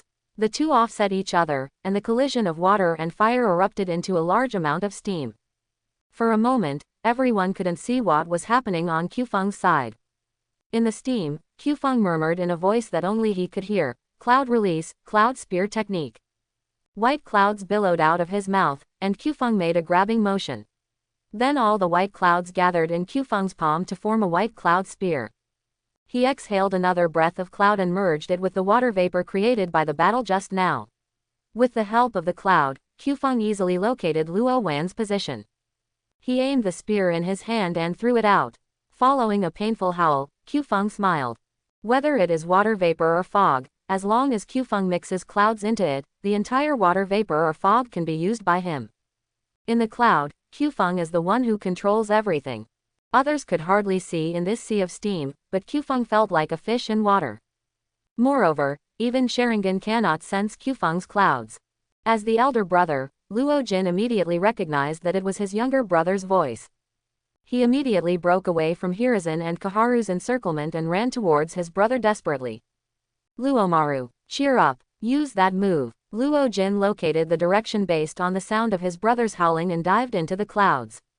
When he touched his brother, he found that his whole body was like ice, extremely cold. Luo Wan struggled to utter a few unclear words. "Luo Jin, I'm going to die." After using that trick, run. Luo Jin's eyes were red, and he roared almost crazily, "What are you talking about? You are my brother. We all escaped from San Shinobi." Luo Wan shook his head. He knew his own situation. He was struggling to breathe, his lungs felt frozen, and he was definitely not going to survive. "Come on." Looking at Luo Wan's determination, Luo Jin nodded unwillingly and angrily. He had obviously escaped from Sunagakure with his brother. "Today my brother died in this kind of ravine. Wind-style tornado technique." A violent gale blew out of his mouth, blowing away the entire cloud. The fragments of houses and various ruins created by the battle were all swept up. Then the strong winds gathered, twisting and spinning into a huge storm. The huge suction force seemed to drag everyone into the center of the storm and tear them apart. Fortunately, Akamaiki Qifeng managed to keep his footing in the storm with his huge body. He held everyone in his hands, which saved them from disaster. They hadn't expected to underestimate these two's strength. This was their final, all-out dance. Could they truly withstand it? Fire style, big fire. Luo Wan held on to his damaged body and used the last bit of his chakra to spit out streams of fire. Unlike the previous raging fire, this one was even more intense and turbulent. The blazing flames encountered a violent storm and instantly shot up into the sky. The wind fueled the fire. Luo Wan's flowing fire instantly increased several times. The flames meandered upwards along the storm and had turned into a huge fire tornado. "You all, go to hell, bury us two brothers with you." Luo Jin roared crazily, but Luo Wan had already died in his brother's arms after releasing the ninjutsu. It seems that Luo Jin does not want to escape from here, but intends to die together with Qifeng and others. Akamaiki Qifeng held everyone in his hands and ran towards the entrance of the valley, but the suction force of the storm was huge and was still moving towards them. So the current situation of everyone is very pessimistic. What should we do? Is there any way? Sarutobi Hiruzen's face was solemn. The seriousness of the matter was beyond his imagination. He really couldn't understand why two such powerful ninjas would choose Ban Village. Koharu shook his head helplessly. These two ninjutsu combined are already S rank or even beyond. "Where's Qifeng? Do you have any ideas?" Sarutobi Hiruzen asked anxiously. "If it was any later, everyone would be doomed. I don't have much chakra left. I can't use such a strong water style. In fact, even if there is enough chakra, the released ninjutsu cannot resist the fire tornado of the two brothers Luo Jin and Luo Wan." "Oh no, Zeely." Uchiha Kagami suddenly realized that his sister was still hiding in a room. He was about to jump down to look for Zeely, but was grabbed by Danzo. "Don't worry, the tornado hasn't reached the house yet. Your sister isn't necessarily in danger, but if you jump, you're definitely in danger." Danzo was right. They had placed Chiri in a house far away from the central area, and they had not yet reached Chiri's location. "Jing, don't be too concerned." Hiruzen also said that Zeely should be fine, but if Jing jumped down rashly, he might die. At this time, Qufeng suddenly said, I'll go find Zili, we'll meet at the valley entrance. Hiruzen frowned slightly. Why did another one come up just after he persuaded one? I can guarantee that I will get out of this unscathed, trust me. As captain, I have no reason to trust you. I am responsible for your safety. The other companions also echoed, and even Jing persuaded Qufeng. Danzo is right, Zili may not be dangerous, and I can't let you take the risk. When Jing said this, everyone present felt uncomfortable. If they were stronger, would the situation not be like this now? Qufeng was unwilling to give up and wanted to argue a few more times. He didn't want to see Zili getting hurt while he remained indifferent. Zili is his best friend. Wood-style birth of the tree world. With a roar, countless sturdy trees emerged from the ground and spread across the valley like vines.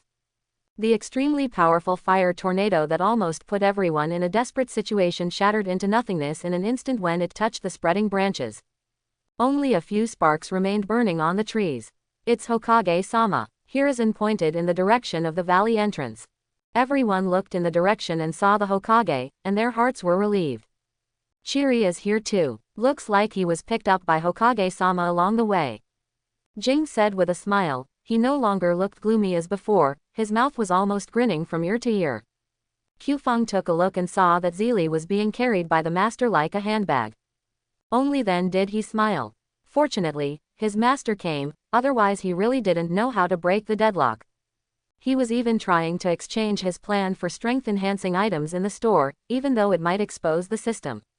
Without the suction of the tornado, Akamaiki Qufeng reached the valley entrance in just a few strides. Hokage adult. Everyone saluted Hashirama. As long as Hashirama was around, people would feel extremely safe, except for the enemies, of course. Ha ha ha, are the kids scared?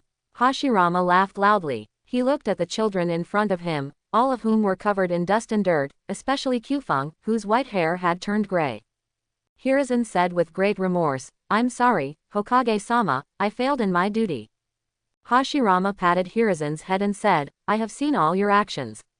Everything was perfect. It's just that the enemy's strength exceeded our expectations at the end. There's nothing we can do about it. Intelligence is never 100% accurate. We must remember this lesson. Hiruzen felt warm at heart when he heard that. It made him feel better that the Hokage could say that. But dereliction of duty is dereliction of duty. If it weren't for the Hokage's intervention, he really had no idea how to deal with it.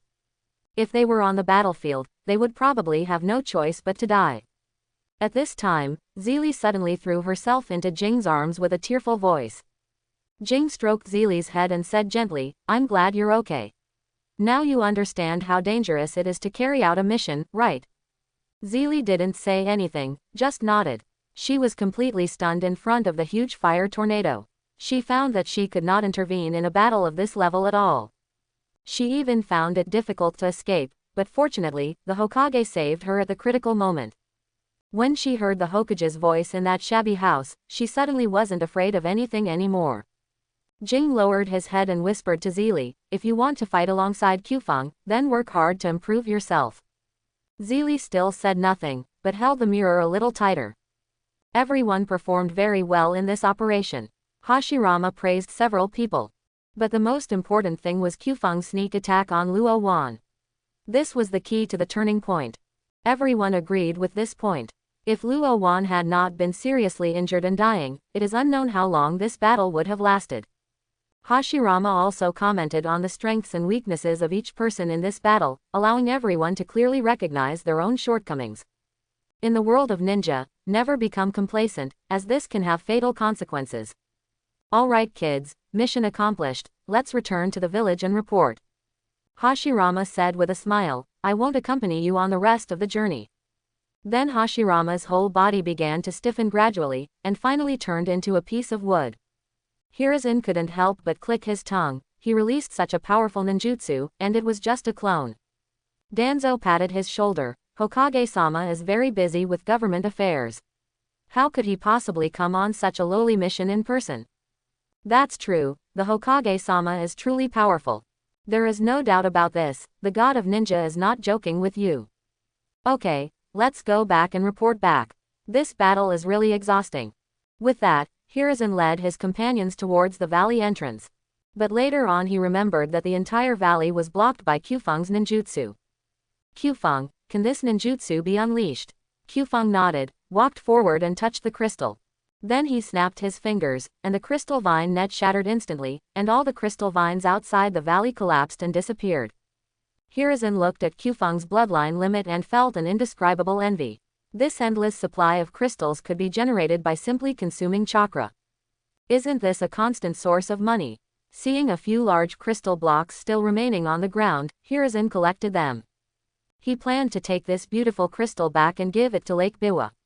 I think girls all like this kind of gem crystal. With the crystal no longer an obstacle, everyone set out to return to Konoha village. Although the mission was completed, Kyufeng did not receive any rewards from the system, not even a prompt.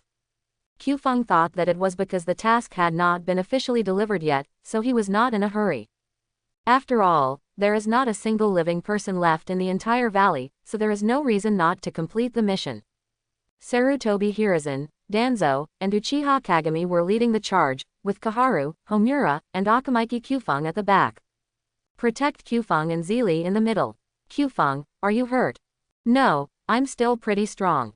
Kyufeng answered jokingly. After hearing this, Zeely pouted and said, I knew I shouldn't worry about you. Just now, Zeely heard from Jing that Kyufeng wanted to go and save her alone, which made Zeely extremely moved. To be honest, her relationship with Kyufeng only lasted for a little over a month, yet Kyufeng was willing to risk his own life to save her. In order to avoid a situation like today's again, and in order not to be left behind by Kyufeng, Zeely decided to practice harder in the future. Kyufeng wanted to laugh when he saw Zeely's expression, but he didn't know what Zeely was thinking. Although he and Zeely had known each other for a short time, friendship could not be measured by time.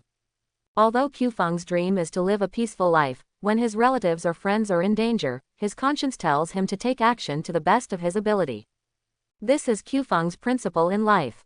If he lies down just to avoid danger and lets his friends fall into crisis, he is not himself. Come on, Chiri, you're a genius from the Uchiha clan, you're no worse than me. After hearing Kyufeng's encouragement, Zeely became more determined. Kyufeng was right. As a genius of the Uchiha clan, she would not be worse than anyone else. Although they were traveling at night, they were still traveling very quickly with Uchiha Kagami, who possessed the Sharingan, leading the way. They returned to the small village around dawn. When the villagers learned that the bandits had been completely wiped out, they were reluctant to believe it at first. After all, it only took them a little over a day to go back and forth. After Hiruzen explained it many times and even brought out the Hokage, the villagers finally believed it. This news will soon spread to various villages, and within a month, this small village will be able to resume normal operations. We fought and traveled all night last night and are now very tired. In order to prevent accidents on the road, everyone decided to take a short rest in the village before continuing on their journey at Hiruzen's suggestion. Everyone returned to the hotel where they had stayed before, and the owner welcomed them warmly. Not only did they give us free fresh fruits, but they also waived our accommodation fees. But everyone still paid the boss according to the original price. Life is not easy for ordinary people, and Hiruzen and his friends are not short of money. After resting for about 4 hours, everyone set off again. This time we will go straight to Konoha village. The group maintained a constant speed and did not encounter any special situations along the way. If we continue traveling at our current speed for another 3 hours, we will reach Konoha village. Kyufeng was also looking forward to the rewards he would get soon, but according to the system prompts, it would probably only be the calmness value. After all, the probability of obtaining a mysterious item is extremely low.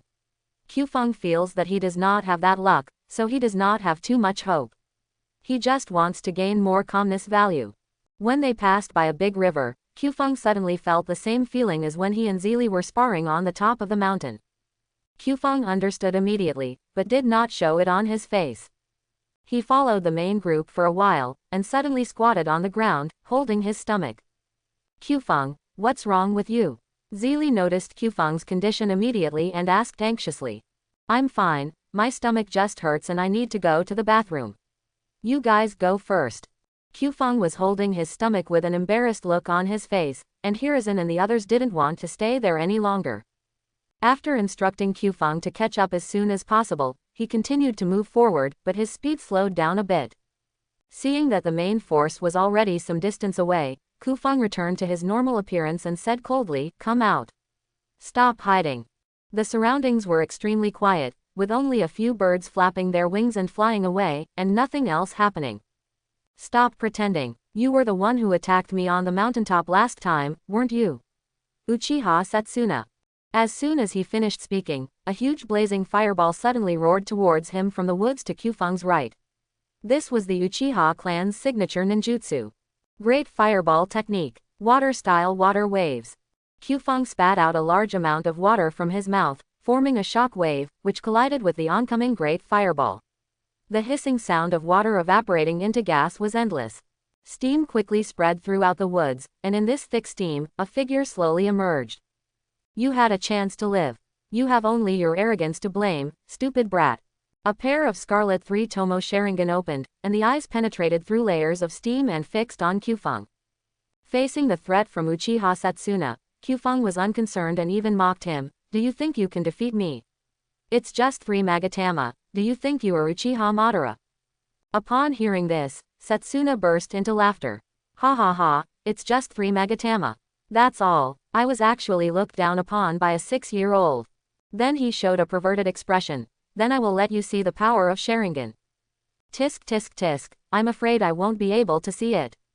Before Uchiha could get furious, Qfang quickly formed seals with his hands and a smile appeared on the corner of his mouth. Cloud Release. Cloud Technique. A cloud of mist came out of Qfang's mouth and then quickly spread in the steam. In a moment, all the steam was assimilated into the mist.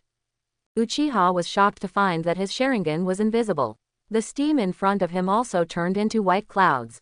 "What kind of ninjutsu is this?" Uchiha Setsuna said angrily. But no one answered him. He wanted to use steam to create an environment that was beneficial to him, but he didn't expect to be used against him. Even his proud Sharingan has lost its function. In fact, this can only be blamed on Uchiha Setsuna being too arrogant and not conducting a detailed investigation of Qfang. Perhaps he simply did not take the 6-year-old Qfang seriously. "I only started to regret it now.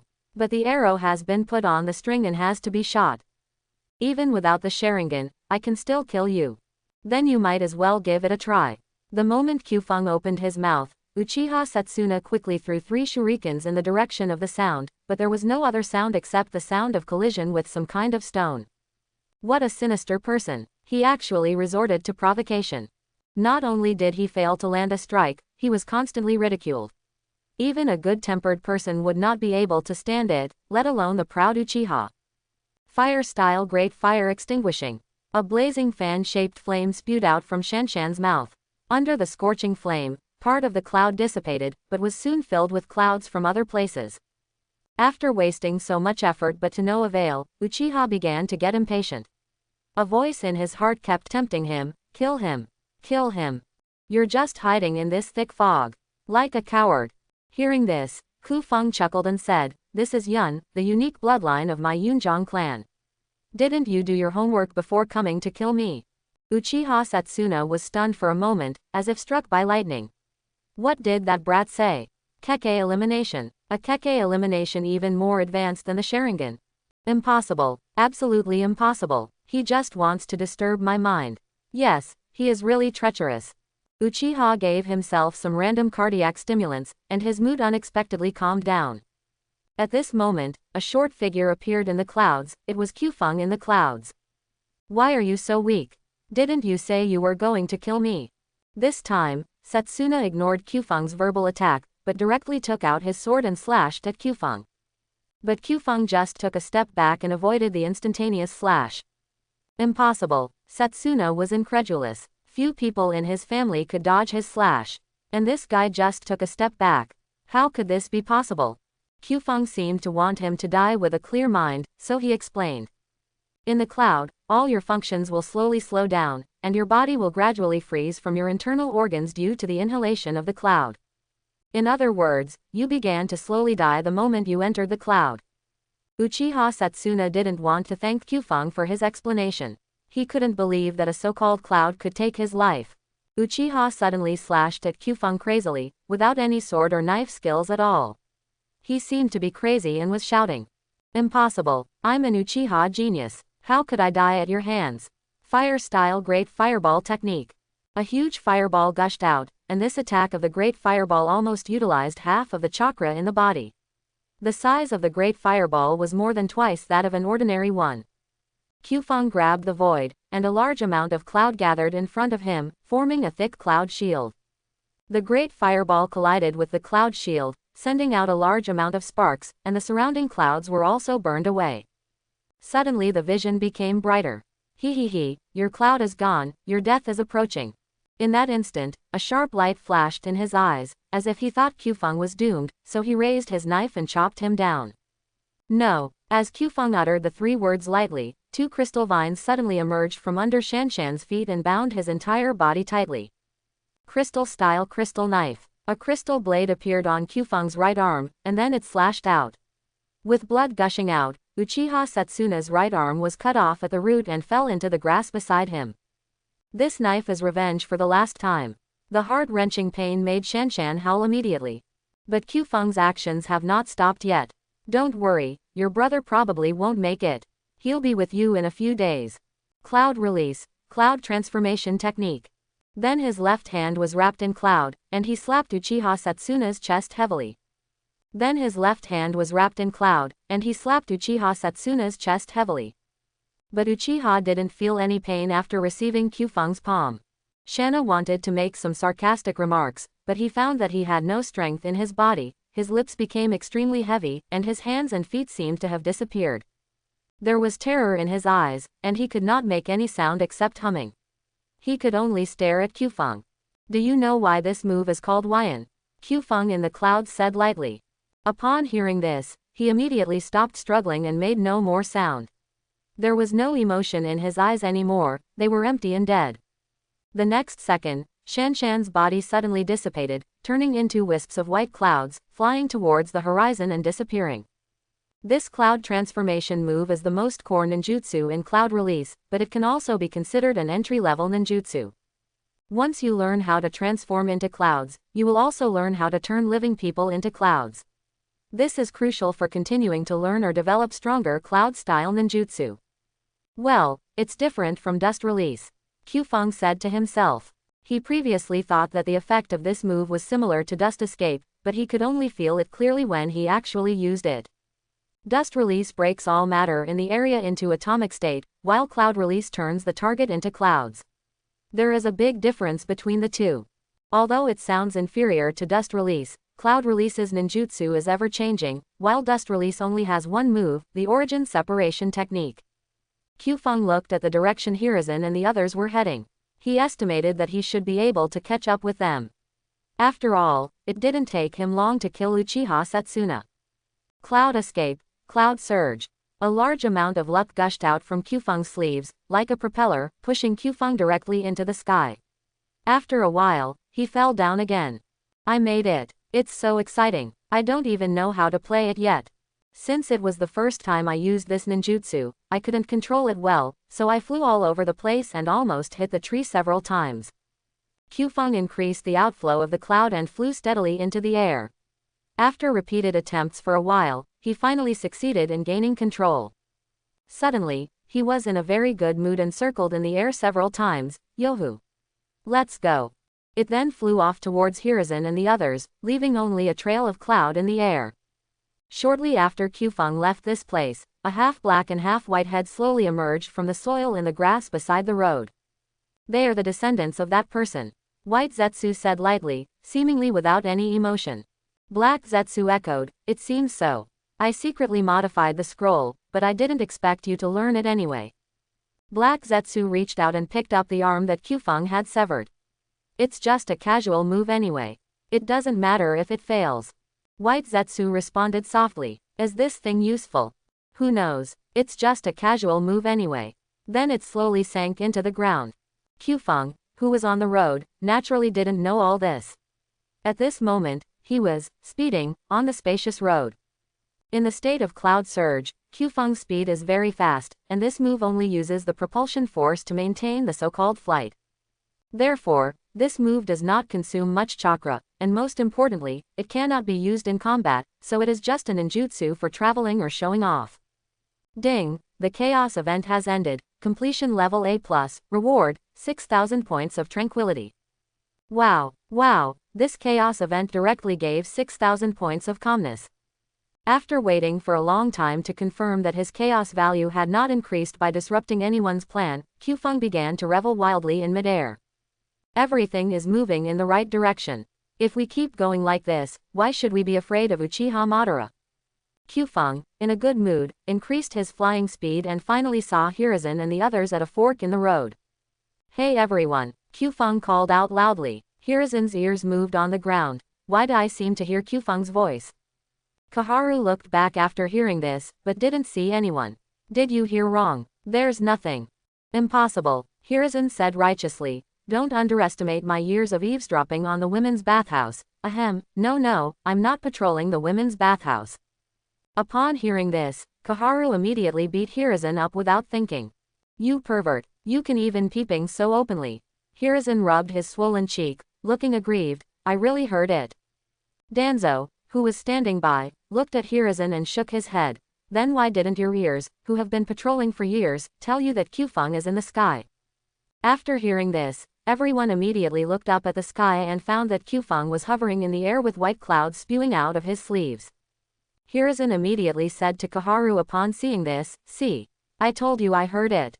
But the result was another beating. Is that why I beat you up, you pervert? After being beaten twice in a row by Koharu, Hiruzen could hardly speak clearly and just felt wronged. Why should you be beaten for peeping into the women's bathhouse? Isn't this a family tradition? At this time, Qfeng also slowly landed with a smile on his face. Everyone was a little confused. What's going on? Did you feel good after having diarrhea? But no matter what, Qfeng's way of appearance can be said to be very cool. Is there anything cooler than falling from the sky? Hello everyone, I finally caught up with you after all the hassle. Koharu walked up and circled Qfeng. Qfeng, what ninjutsu are you using? Can you fly with cloud release? Facing Koharu's question, Qfeng answered her question readily. Sister Koharu, this is the propulsion generated by the continuous release of thick white clouds, not true flying. After that, the disadvantages were explained, and Koharu understood that this was a ninjutsu for speeding up the journey. However, it was also very novel, as it was the first time she had seen this kind of ninjutsu. At this time, Hiruzen, who was beaten speechless, squeezed out from the back and said hesitantly, since Qfeng is back, let's continue on our way. The voice sounded so strange that Qfeng suddenly couldn't remember whose voice it was. And when he looked at Sarutobi Hiruzen, he was even more confused. Sister Koharu, who is this pig head? Udatane Koharu rubbed the back of his head sheepishly. Haha, this is Hiruzen. After Qfeng learned about it, he didn't say anything, but just gave Hiruzen a look. Hiruzen nodded after receiving it, as if to say, good brother, everything is self-explanatory. Since Hiruzen now makes people want to laugh whenever he opens his mouth, Danzo temporarily becomes the captain and leads everyone back to the village. Because Qfeng returned to the team, everyone's speed increased a bit. About 2 hours later, everyone could clearly see the gate of Konoha village. About 2 hours later, everyone could clearly see the gate of Konoha village. Sarutobi Hiruzen said happily, finally we're back to the village. We've been exhausted these past few days. It is worth mentioning that the injuries he suffered from 2 beatings from Udatane Koharu were healed by Udatane Koharu. Qfeng also discovered that Sister Koharu is very good at medical ninjutsu. Akamaiki Qfeng, who had been quiet the whole time, also spoke up. I've become so skinny these past few days that I need to eat more when I get home. After hearing what he said, everyone recalled the past 2 days, when all they had eaten were hard-to-swallow military ration pills. This time, they must reward themselves well. But the one who hated Bingliang pills the most was Qfeng. Whether in his previous life or this life, he had never eaten anything as disgusting as Bingliang pills. In order to restore the ninja's strength and replenish nutrition, almost everything was put into it, resulting in all kinds of smells and making it extremely unpalatable. He swore that he must bring some food with him next time he went on a mission, as he couldn't stand eating this stuff every day. When they arrived at the gate of Konoha village, the security guards of Konoha village came to check whether their identities were true. After checking and confirming that Hiruzen and others were not spies in disguise from other countries, they were allowed to pass. After returning to the village, you cannot just disband. You need to hand in the task to the Hokage and collect the reward. For Kyufeng, there was nothing special about this mission. He just encountered a stronger opponent. But for Zelie, it was a great improvement. It was her first time killing someone, and the nausea and dizziness made her unbearable, but after all, she had received some training since childhood, and she adjusted herself after a while. This experience has made Zelie grow a lot. I believe that in the near future she will be able to become an outstanding female ninja who can stand on her own. In fact, Kyufeng was also very uncomfortable when he killed someone for the first time. After all, he lived in a peaceful world in his previous life and had never seen a scene of killing. But perhaps the things that happened after the time travel have changed him a little, and the crystal-style ninjutsu directly turned the spy into ashes. Before Kyufeng could even feel sick, he died. And every time Kyufeng killed someone after that, he used crystal-style or cloud release, a ninjutsu that left almost no trace. So he can adapt faster. Not long after entering the village, they arrived at the Hokage building. Everyone was eager to relax, so they walked quickly. The guards in front of the building did not stop Hiruzen and his companions when they saw them. Anyone with a little bit of common sense knew that there was no need to stop them. After all, this is the disciple of Lord Hokage and Lord Tobirama, and he has a noble status. Since there were no guards questioning them, Hiruzen and the others said nothing and walked into the building.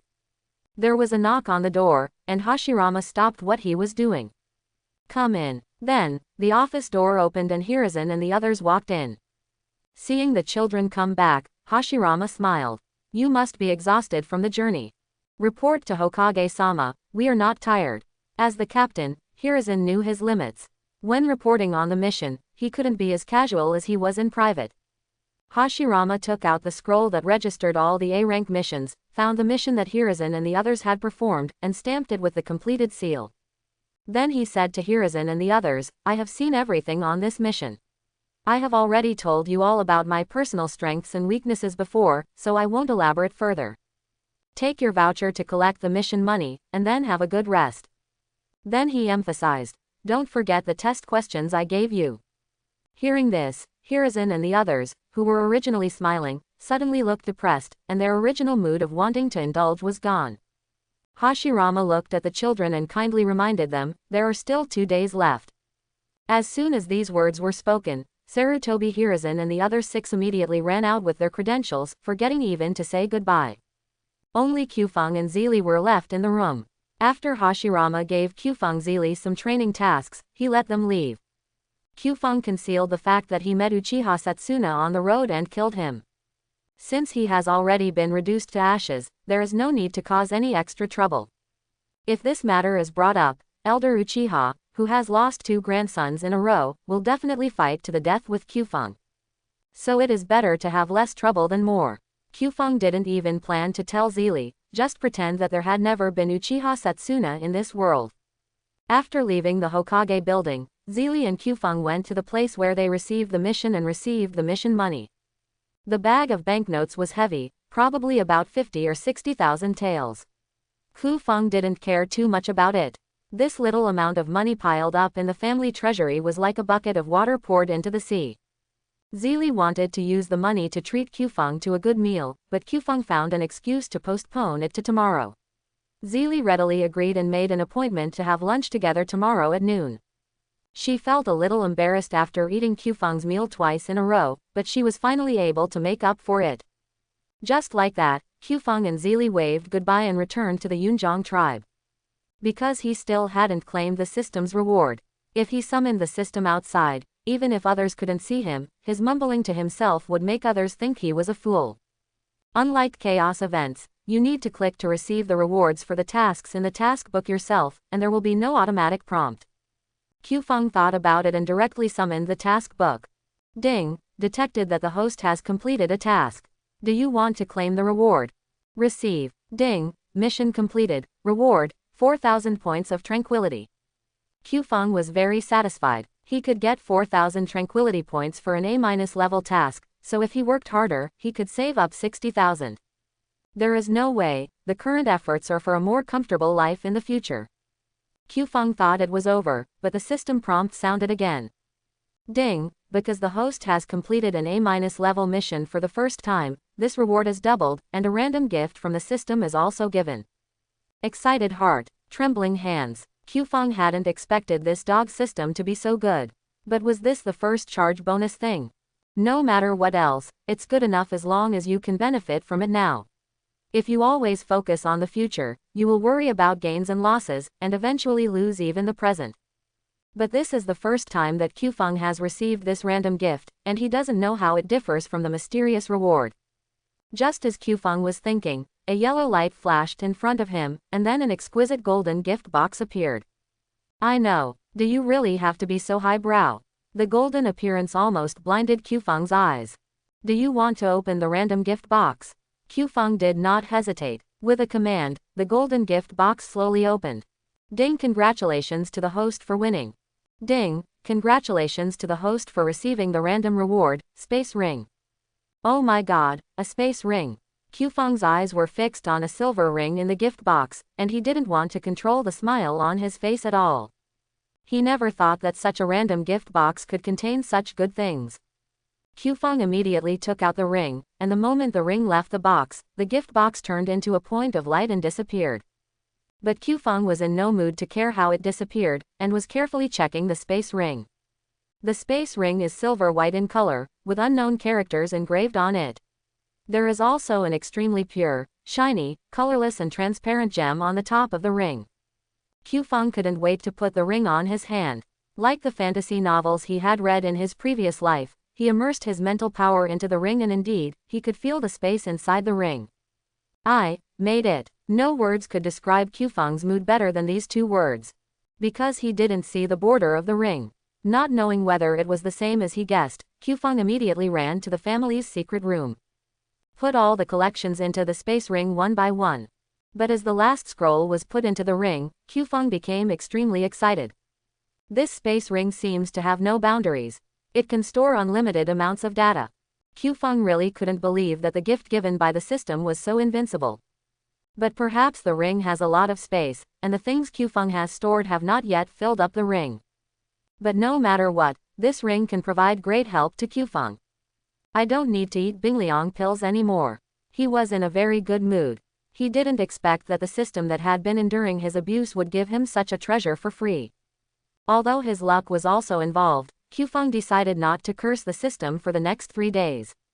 This is his limit. Although his strength increased after he had the system, Qfeng's peaceful life also disappeared. These days, it's either fighting or training, either carrying out missions or seeking revenge from enemies. He missed the days when he could lie on the grass and listen to the gurgling stream. However, Qfeng is a person with strong self-regulation ability and will not let bad emotions affect himself excessively. Appropriate emo can please the body and mind and prevent yu. Coming back to his senses, looking at the empty secret room, Qfeng put back all the things he had previously put into the ring. The main reason is that he has learned most of the ninjutsu here. Although it does not take up space in the ring, it is very messy. Also, if anything happens to him, these can be considered as inheritance and a gift to the village. Qfeng then left the secret room. It was still early and there was no need to stay at home in the cold and lonely place. After leaving the clan territory, Qfeng strolled around the streets of Konoha. By this time, everyone had almost finished their meal, so it was time for a walk. Just as Qfeng was passing by the ninja academy, he saw 3 familiar figures. The 3 men also noticed Qfeng and started calling out, "Hey! Qfeng!" Qfeng waved to the 3 people. He, Guji, Junhong and Akaku hadn't seen each other for a long time. Maruboshi Kosuke and 3 others ran up to Qfeng and punched him hard. I haven't seen you come to school in these few days. Where have you been? Shinku chimed in, yeah, we thought you were expelled. We asked Mr. Mizuya, but he wouldn't tell us. When Qfeng heard the complaints from several people, he recalled that he had never seen Jiujiya, Zhenhong and the others since the practical class ended that day. I didn't have time to explain to them before I was summoned to the Hokage's office. After that, I continued to train with my master and Lord Tobarama and never went to school again. I'm sorry Kosuke, Shinku, and Akaku, but actually, after that day, I was accepted as a disciple by the Hokage-sama, so I haven't been to school since. As soon as he said this, Kyufeng suddenly found that his three friends suddenly stopped talking, and he felt annoyed. I really shouldn't say this. I don't know if it will cause any harm to their young minds. After a while, the usually calm Shinku spoke uncertainly, Kyufeng, are you, really the Hokage's apprentice? Kyufeng took a deep breath and nodded. Now that it has been said, it would be petty to try to hide it. At this time, Maruboshi Kosuke patted Kyufeng on the shoulder with a smile on his face. Hey, I was so scared, although we were really shocked that you, Kyufeng, became the Hokage's disciple. But knowing that you are okay, we don't have to worry anymore. Akaku Yumino also nodded and gave his most sincere congratulations to Kyufeng for becoming the Hokage disciple. After all, they are good friends. Kyufeng breathed a sigh of relief. He was worried that it would affect Jia and the others, but he didn't expect that he was worrying too much. Afterwards, Kyufeng told a few of his friends about what he had seen and heard during the past few days, which opened the eyes of these kids who were not even ninjas. They didn't expect Kyufeng to be so powerful and to be able to fight alongside Sarutobi Hiruzen and the others. And it seems that they have a very good relationship. This also makes them yearn for the life of a ninja more and more. Kyufeng did not tell them about the cruelty of the ninjas so early. To shatter other people's dreams is the most vicious thing. After recounting his experiences along the way, Kyufeng told the three of them about his understanding of chakra and ninjutsu. Although they haven't started learning ninjutsu yet, they will be able to use it sooner or later. After chatting for a while, Maruboshi Kosuke suddenly remembered that they still had something to do, so he left in a hurry. Kyufeng watched them run away, smiled faintly, and then continued to wander around the village. Although he looks like a 6-year-old child, Kyufeng's soul from 2 lives combined makes him almost 30 years old. However, he was miraculously able to play with these real children, which might have something to do with his personality in his previous life. At that time, his friends often said that he was in his 20s but still acted like a child. But Kyufeng feels that a larger part of the reason is that he regards everyone here as a living person. Just because you traveled to Otherworld and watched a few episodes of anime, you don't treat everyone as an NPC and think that you are the destined child of this world. It is because of watching anime that Kyufeng can deeply understand that everyone here is working hard for their family and village. This is true for everyone from Hokage to new school students. Kyufeng hates traveling to this era because wars are frequent and human lives are worthless. But he also likes to travel to this era because he can see with his own eyes what the future of Konoha village will be like with him in it. Isn't this Kyufeng? A woman's voice came from behind Kyufeng. Kyufeng felt the voice was very familiar, so he turned around and saw that it was indeed the case. Aunt Kato, I didn't expect to meet you here. The person who called Kyufeng was Kato Zuoxin's wife, Kato Mamiko. Because they lived not far from Kyufeng's home, Kyufeng's parents had a very good relationship with the Kato family. After his parents passed away, Kato Zuoxin and his wife took good care of Kyufeng, which made Kyufeng respect them very much. At this time, Kyufeng noticed that Mamiko was holding a child in her arms. The child looked to be about 2 years old, with a very conspicuous blue hair. Did Aunt Kato bring Duan out to play? Mamiko had a kind smile on her face. Yeah, that kid is always making a fuss at home, so he wants to go out and play. Kyufeng walked up to tease the young Kato Dan, but he turned his head away and chose to ignore Kyufeng. Mamiko seemed a little embarrassed. This kid is quite shy, and you don't come to our house often, so he doesn't know you very well. Kyufeng waved his hand indifferently. Although he could play with children, he really couldn't afford to play with a 2-year-old. After teasing failed, Kyufeng lost interest. The child is still young and it won't be too late to tease him again later. Kyufeng has always liked Kato Dan. Although he didn't appear in the show many times, his spiritual technique left a deep impression on Kyufeng. Being able to let your soul leave your body and attack the enemy. How powerful! In the entire ninja world, there are only a few ninjutsu that can control the soul. But at the same time, the disadvantages are also very obvious. After the soul leaves the body, the main body cannot move and becomes a living target that can be killed by anyone. In the end, Duan died in this way, ending his dream of becoming Hokage at a young age, and it also became Tsunade's lifelong pain. What about Kyufeng? Are you out for a walk too? Mamiko asked. To be honest, she seemed to have not seen Kyufeng recently. Kyufeng scratched the back of his head. Ah, the house is too quiet, so I came out for a walk. Hearing Kyufeng say this, Mamiko's eyes also showed a look of regret. Kyufeng's parents, she and her husband are all close friends. But unexpectedly, he passed away so early, leaving behind only this 6-year-old child.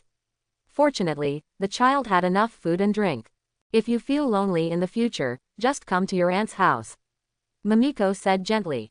Kyufeng felt a warm feeling in his heart and nodded. I chatted with Mamiko for a while. Unlike Maruboshi Kosuke and the other two, Kato Mamiko found out from somewhere that the Hokage had accepted Kyufeng as his apprentice.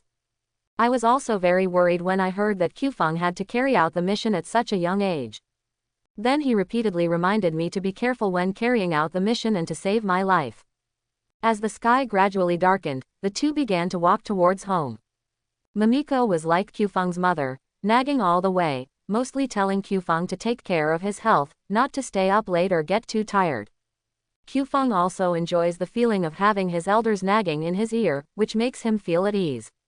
When they arrived at the Yunjong clan's territory, Mamiko reminded him again, rest early, Kyufeng. The training with the Hokage must be very hard. Come on. Then he turned around and left. After Kyufeng saw Mamiko Kato off to home, he also entered the clan territory. He opened the character encyclopedia and unlocked Kato-dan and Uchiha Setsuna, gaining a total of 1000 calmness points. This was the first time he had met Kato-dan since awakening the system. Uchiha Setsuna can be said to be a waste of recycling, adding another level of calmness to Kyufeng. After a quick wash, Kyufeng lay down on the bed and fell asleep. Late at night, in the Uchiha clan territory, an old man stood in front of the house, looking at the stars in the sky. God always seems to like to make people who are already miserable even more miserable. His son and daughter-in-law died one after another, and his grandson took banned drugs, which caused his life to be short-lived. There was no difference between being alive and being dead.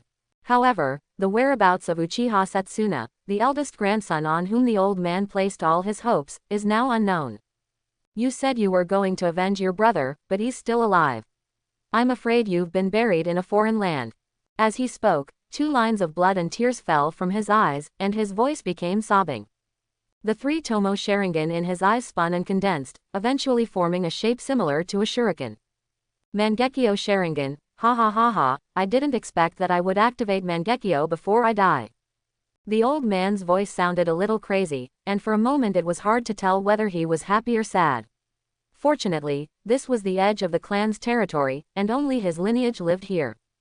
It seems that it is not my time to die yet. The old man turned his head to look at his grandson lying like a skeleton on the bed in the room, with flames of hatred burning in his eyes. I'll make you all pay.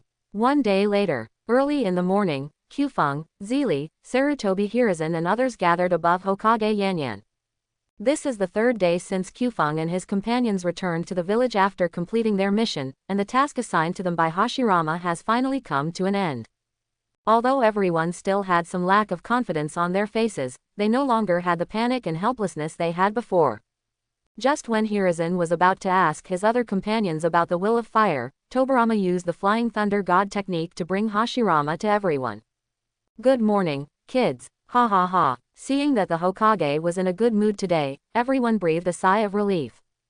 If the Hokage is in a bad mood, they are afraid that if any of their words offend the Hokage, they might get beaten. Tobirama's face was normal, and it was hard to tell what his mood was. You guys should know what day it is today, right? Upon hearing this, everyone stood up straight and responded in unison. Then I hope your answers today won't disappoint us. Although Tobirama said this, he just wanted to put some pressure on them. These children have been practicing with him since they were young. Tobirama can actually guess pretty much what each child will say. And since he and his elder brother teach the disciples together, there must be someone to play the bad guy, otherwise the children will be out of control if they have no one to fear. Monkey, you go first. Seeing that Sarutobi Hiruzen was still trying to hide, Tobirama was the first to point it out. Hiruzen felt like crying but had no tears left, but he had no choice but to speak anyway. My will of fire is to protect. Hashirama's lips curled up slightly when he heard that, but he hid it well and it wasn't noticed. What is protection? Tobarama asked. Because I love the village and everyone in it. Every time I return to the village after completing a mission and see the smiling faces of the people, I feel full of energy. So I want to protect the village and everyone in it. Tobarama nodded. Although Hiruzen's will of fire was somewhat similar to his elder brother's, he knew that Hiruzen didn't say that deliberately to please anyone. This was his will. I hope you will always remember what I said today. Next, Danzo. Danzo, who was named, stepped forward. Although he possessed his own will of fire, he wondered if saying this would anger the two adults. My will of fire is to suppress. Hashirama and Tobarama were stunned when they heard the word, then Danzo continued. The so-called suppression means improving the overall strength of the village. Through this powerful force, we can make other villages submit and prevent them from even thinking of becoming our enemies. After Danzo's explanation, the two brothers were silent for a long time, which made Danzo even more uncertain and nervous. But Hashirama and Tobarama just think that Danzo's idea is a bit too tough, but this starting point can also be said to be correct. Because this is the situation in the ninja world now. Because of Hashirama, Konoha occupies an absolute position among the 5 major ninja villages. No one dares to show his fangs to Konoha. All this is because of Hashirama's strength. Danzo, your idea is good, but there is a line. This line is that you cannot hurt anyone in the village. Do you understand? Tobarama's tone was serious, with a hint of warning in it. Upon hearing this, Danzo bowed deeply and said, I understand, master, then retreated back to the team. Then Kaharu, Homura, Akamaiki Kyufeng, and Uchiha Kagami all spoke about their will of fire, and although they had slight flaws, they all passed successfully. However, Hashirama asked them to think about it carefully and improve it after returning. Kyufeng in the clouds, it's your turn. Kyufeng in the clouds, it's your turn. Kyufeng let out a light breath and walked forward. He was still a little confused when he saw Hiruzen and the others looking frightened when they talked about the will of fire. But when he actually stood before the 2 guardian gods of Konoha village, ready to expound his will of fire, he felt a little nervous. Don't be nervous, Kyufeng, tell me what your own will of fire is like. Hashirama said with some comfort that he had always been very fond of this disciple of his. From the first time we met, the child showed a strong love for the village. Since then, Hashirama has been observing Kyufeng intentionally or unintentionally. Kyufeng did not disappoint Hashirama's expectations. As soon as he entered the ninja academy, he showed his extremely high talent in ninjutsu. He was also able to easily mediate disputes among classmates. He has his own unique insights into the relationship between major families and villages. The more he thought about it, the more Hashirama looked forward to seeing what Kyufeng would say. Where the leaves dance, the fire lives on. Everyone looked at Kyufeng with a hint of confusion. The Hokage had clearly stated that everyone should realize their own will of fire, but what was Kyufeng doing? Withered leaves and branches will turn into nutrients to nourish the tender buds of early spring. Everyone looked at Kyufeng with confusion, while Hashirama and Tobarama had satisfaction in their eyes. Young people may not understand the meaning of Kyufeng's words, but they do understand because they are the dead branches that are about to turn into nutrients. Why do you say that? Hashirama asked deliberately. Kyufeng walked forward a few steps and stood on the Hokage Yan rock, overlooking the entire Konoha village. Then he turned around again. The wind from the top of the mountain ruffled his snow-white hair, but could not extinguish the fiery will in his heart. I am the teacher's disciple. I have the obligation to inherit the master's will, but I also have my own will of fire. Konoha village is a growing tree. We are the tender new shoots, while Master, Tobarama-sama, and the elders are the branches that protect us from the wind and rain. But one day, the branches will dry up, rot, and eventually wither, but they will become nutrients that nourish the buds. And in the future we will become branches, protecting our descendants from wind and rain. One day we will wither and become nutrients. But as long as I can see the young shoots I've been protecting growing strong, I won't be afraid even if I have to face withering. Everyone will eventually grow old, and the times will continue to change like a torrent, but only Konoha will continue to prosper. After Kyufeng finished speaking about his will, everyone started clapping. No one knew who started it. From everyone's eyes, Kyufeng could tell that the applause came from the heart, not out of ridicule or anything. The one who worked the hardest among them was Zeely. Looking at Kyufeng, who was full of confidence on Hokage Yanyan, Zeely couldn't help but feel a sense of pride in his heart. It's like saying, Look, this guy is my best friend from Uchihajiri. Look how good he is. Sarutobi Hiruzen and others also looked at Kyufeng with admiration again. At the beginning, they were somewhat jealous of Kyufeng, wondering why he was appreciated by Shodai and was directly accepted as a disciple. And now they really admire Kyufeng from the bottom of their hearts. Looking at the confident and high-spirited young man on Yan Yansheng, Hashirama couldn't help but recall that when he was young, he and Madara had imagined their future here. At that time, the two had agreed to build a village of their own at the foot of this cliff. Now the village is on the right track and is prospering, but the old friend is nowhere to be found. Hashirama walked up to Kyufeng and touched Kyufeng's head with his hand. You are worthy of being my Senju Hashirama's apprentice. Kyufeng, you will definitely become a great ninja in the future. Hashirama praised Kyufeng generously because he knew that even if he was gone one day in the future, the village would still prosper. Hashirama rarely told Kyufeng about his will of fire, nor did he require him to inherit his will. But this boy, who is only 6 years old, has inherited his will and understood his will. What a genius! Kyufeng was very happy about Hashirama's praise. His will was recognized by his master. What Kyufeng said today was from the heart, not just bragging for attention. Because Kyufeng has already planned out his future path, to marry a wife at the right age, have a few children, educate them well, and become an elder of Konoha to keep the village on the right track. It would be great to live an ordinary life like this. It would be even better if I could take in a few good-looking little brats as my disciples and leave some descendants to carry on my legacy. But even if not, Kyufeng won't force it. Okay, Kyufeng, you go back first. It's Zeely's turn now. Kyufeng bowed to Hashirama and returned to the team. Zeely, who was clapping happily, seemed to have forgotten that he was going to go on stage after Kyufeng. Only when she was called out did she suddenly realize it. With Kyufeng's example before her, her will would definitely seem mediocre. It would be terrible if I was criticized by Lord Hashirama for this, because Zeely is the only unregistered person now. The others all have masters, but she is the only one who trains with the Hokage, or she is benefiting from Kyufeng's help.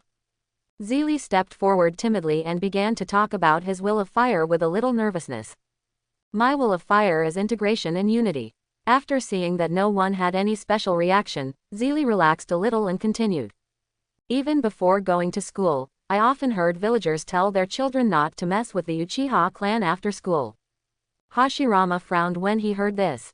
He had heard of such things before. Most of the Uchiha clan were arrogant and often treated the villagers in a condescending manner, so they did not have a good reputation among the villagers. Hashirama really had no way to deal with this. As Uchiha was one of the two powerful clans that founded Konoha, it was difficult for him to intervene personally. It may be that it is this kind of thinking of his that has caused more and more people in the Uchiha clan to become arrogant and conceited, and has also made the reputation of Uchiha worse and worse. When I heard this kind of thing, I felt sad and upset at first. Why do you hate me so much when I haven't done anything? Zeely said this with a hint of bitterness and sadness in his tone. As I grew up, I realized there were many children like me in my family. They all tried to fit in, but often failed because of the Uchiha's bad reputation. I've always considered myself a genius in Uchiha, and I think I can easily change people's perception of Uchiha. But I found that I could do very little and felt frustrated for a while, but I didn't want to give up. Zeely no longer had the timidity she had at the beginning, nor did she have a trace of nervousness. She was standing in front of everyone, in front of the ninja she admired most, explaining her weak and seemingly unrealistic will. I want the family and the village to merge into one. I want everyone to unite, without discrimination or fear between people. No matter which tribe the children are from, they can all become good friends and trustworthy partners. At this moment, Zeely no longer behaves like a young lady, but more like a ninja with firm beliefs.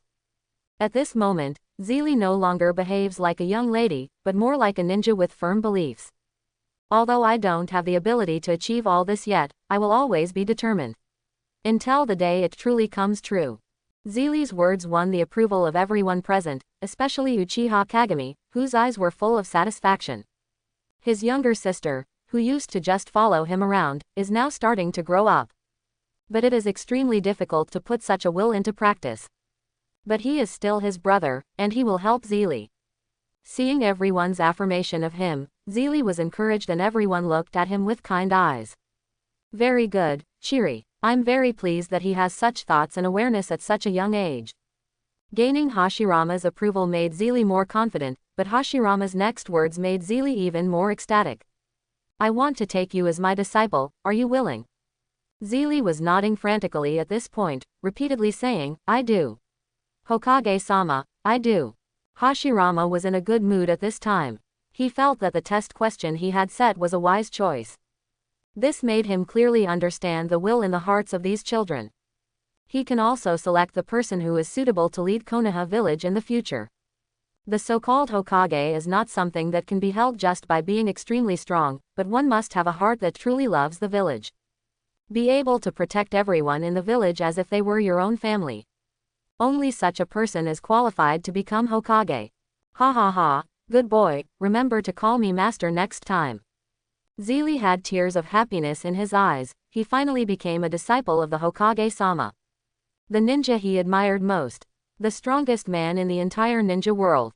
Master. Hashirama touched Zeely's head and gestured for her to return to the team. Children, today I have come to understand the will of fire within each of you, and I am very pleased. Except for Kufeng and Zeely, you are all already very good ninjas. But I hope you will remember that your will of fire is based on maintaining the honor of the village and the safety of the villagers. Don't disregard the safety of the village and the lives of the villagers just to carry out your own will. Hashirama's tone was serious, yet it inadvertently revealed a hint of authority. If someone does that, it's putting the cart before the horse. He needs to make these kids understand that. Upon hearing this, Kufeng and others also promised Hashirama that such a thing would never happen again. Then Hashirama calmed down, gave them some instructions, and asked them to go down the mountain. Only Hashirama and Tobarama were left on the top of the mountain. Hashirama was wearing a loose robe, and suddenly a gust of wind blew, causing his sleeves to flutter. Tobarama, which of these children do you think has the best will to lead the village? Tobarama didn't think too much about it, just smiled faintly. Big brother already has a candidate, right? Hashirama turned and looked towards the village. Whenever he had no government affairs to attend to, he would come here and sit alone. Sometimes I sit there for a whole day. No one can predict what the future will be like. We need to observe more. Tobarama nodded. It was too early to make a conclusion about these children. And they are not yet at the age where they have to choose a successor. Before they truly unload their responsibilities, they will devote themselves to educating these children. And choose the person who is most suitable to protect Konoha village. Hashirama suddenly asked out of nowhere, Tobarama, what do you think Konoha village will look like in 50 or even 60 years? I don't know. I only know that by then we would have already turned into a handful of yellow earth. The two brothers smiled at each other. That's true, but if I had the chance, I'd really like to see what Konoha village will look like in the future. Everyone will eventually die, even the mighty sage of 6 paths of ancient times cannot escape death. But will and ideals can be passed down from generation to generation, and Hashirama has found that person. Time passed like a fleeting passage of time, and nearly 12 months had passed in the blink of an eye. There were still 3 days until Uchiha Madara launched his rebellion and attacked Konoha. During these nearly 12 months, Kufeng learned a lot of knowledge and physical techniques from Hashirama. Whenever he has time, he will follow Sarutobi Hiruzen and others to perform some tasks. Kufeng is a very strong fighter, so Sarutobi Hiruzen is naturally happy to agree. This also allowed Kufeng's calmness value to continue to grow, and now he has accumulated a total of 74,300 calmness points. This finally helped Kufeng get through this major chaotic event. And if possible, he didn't want his master to fight Uchiha Madara. Kufeng believes that Senju Hashirama, the god of the ninja world, died suddenly. This is because he used cell regeneration to recover from his injuries without restraint during a large number of battles. This causes cell division to reach its limit and eventually lead to death. If the teacher had not had this battle with Uchiha Madara, he might have been able to extend his life by a few more years. And by then he might be able to find a cure. After all, the products in the system store are constantly updated, and maybe there will be something that can help cells grow again. Kufeng and Zeely had just finished their training and were planning what to eat for lunch. Kufeng was somewhat nervous about the impending attack of Uchiha Madara. But he couldn't show any abnormality and could only remind Zeely. Zeely, 3 nights from now, it's best not to drive too far from your brother. After hearing this, Zili was a little confused. What's wrong, Qfeng? Is there something wrong? Qfeng had been in a bad state since early morning, and now he was saying something mysterious that she couldn't understand. I just have a bad feeling. Anyway, just do as I say. Although she didn't know what Qfeng was hiding from her, since he had said so, it didn't matter if she just listened to him. Anyway, he and his brother just lived in different houses, not far away. Moreover, during the more than 1 year of getting along, Qfeng helped Zili resolve many crises. So Zili chose to believe Qfeng. After much deliberation, the two finally decided to go for barbecue. Ever since Qfeng took Zili to eat barbecue for the first time, Zili fell in love with that restaurant and has been going there frequently over the past year. The boss made a lot of money and renovated the store, and his business became more and more prosperous. After dinner, Qfeng said goodbye to Zili and returned to his clan. Over the past year, Qfeng has had almost no free time, and has been working hard to accumulate peace value. He was also becoming more and more certain that this crappy peaceful life system was just a wolf in sheep's clothing. He has never been at peace since the system came into being. System, open the store. I hope everyone will support it and subscribe for more videos.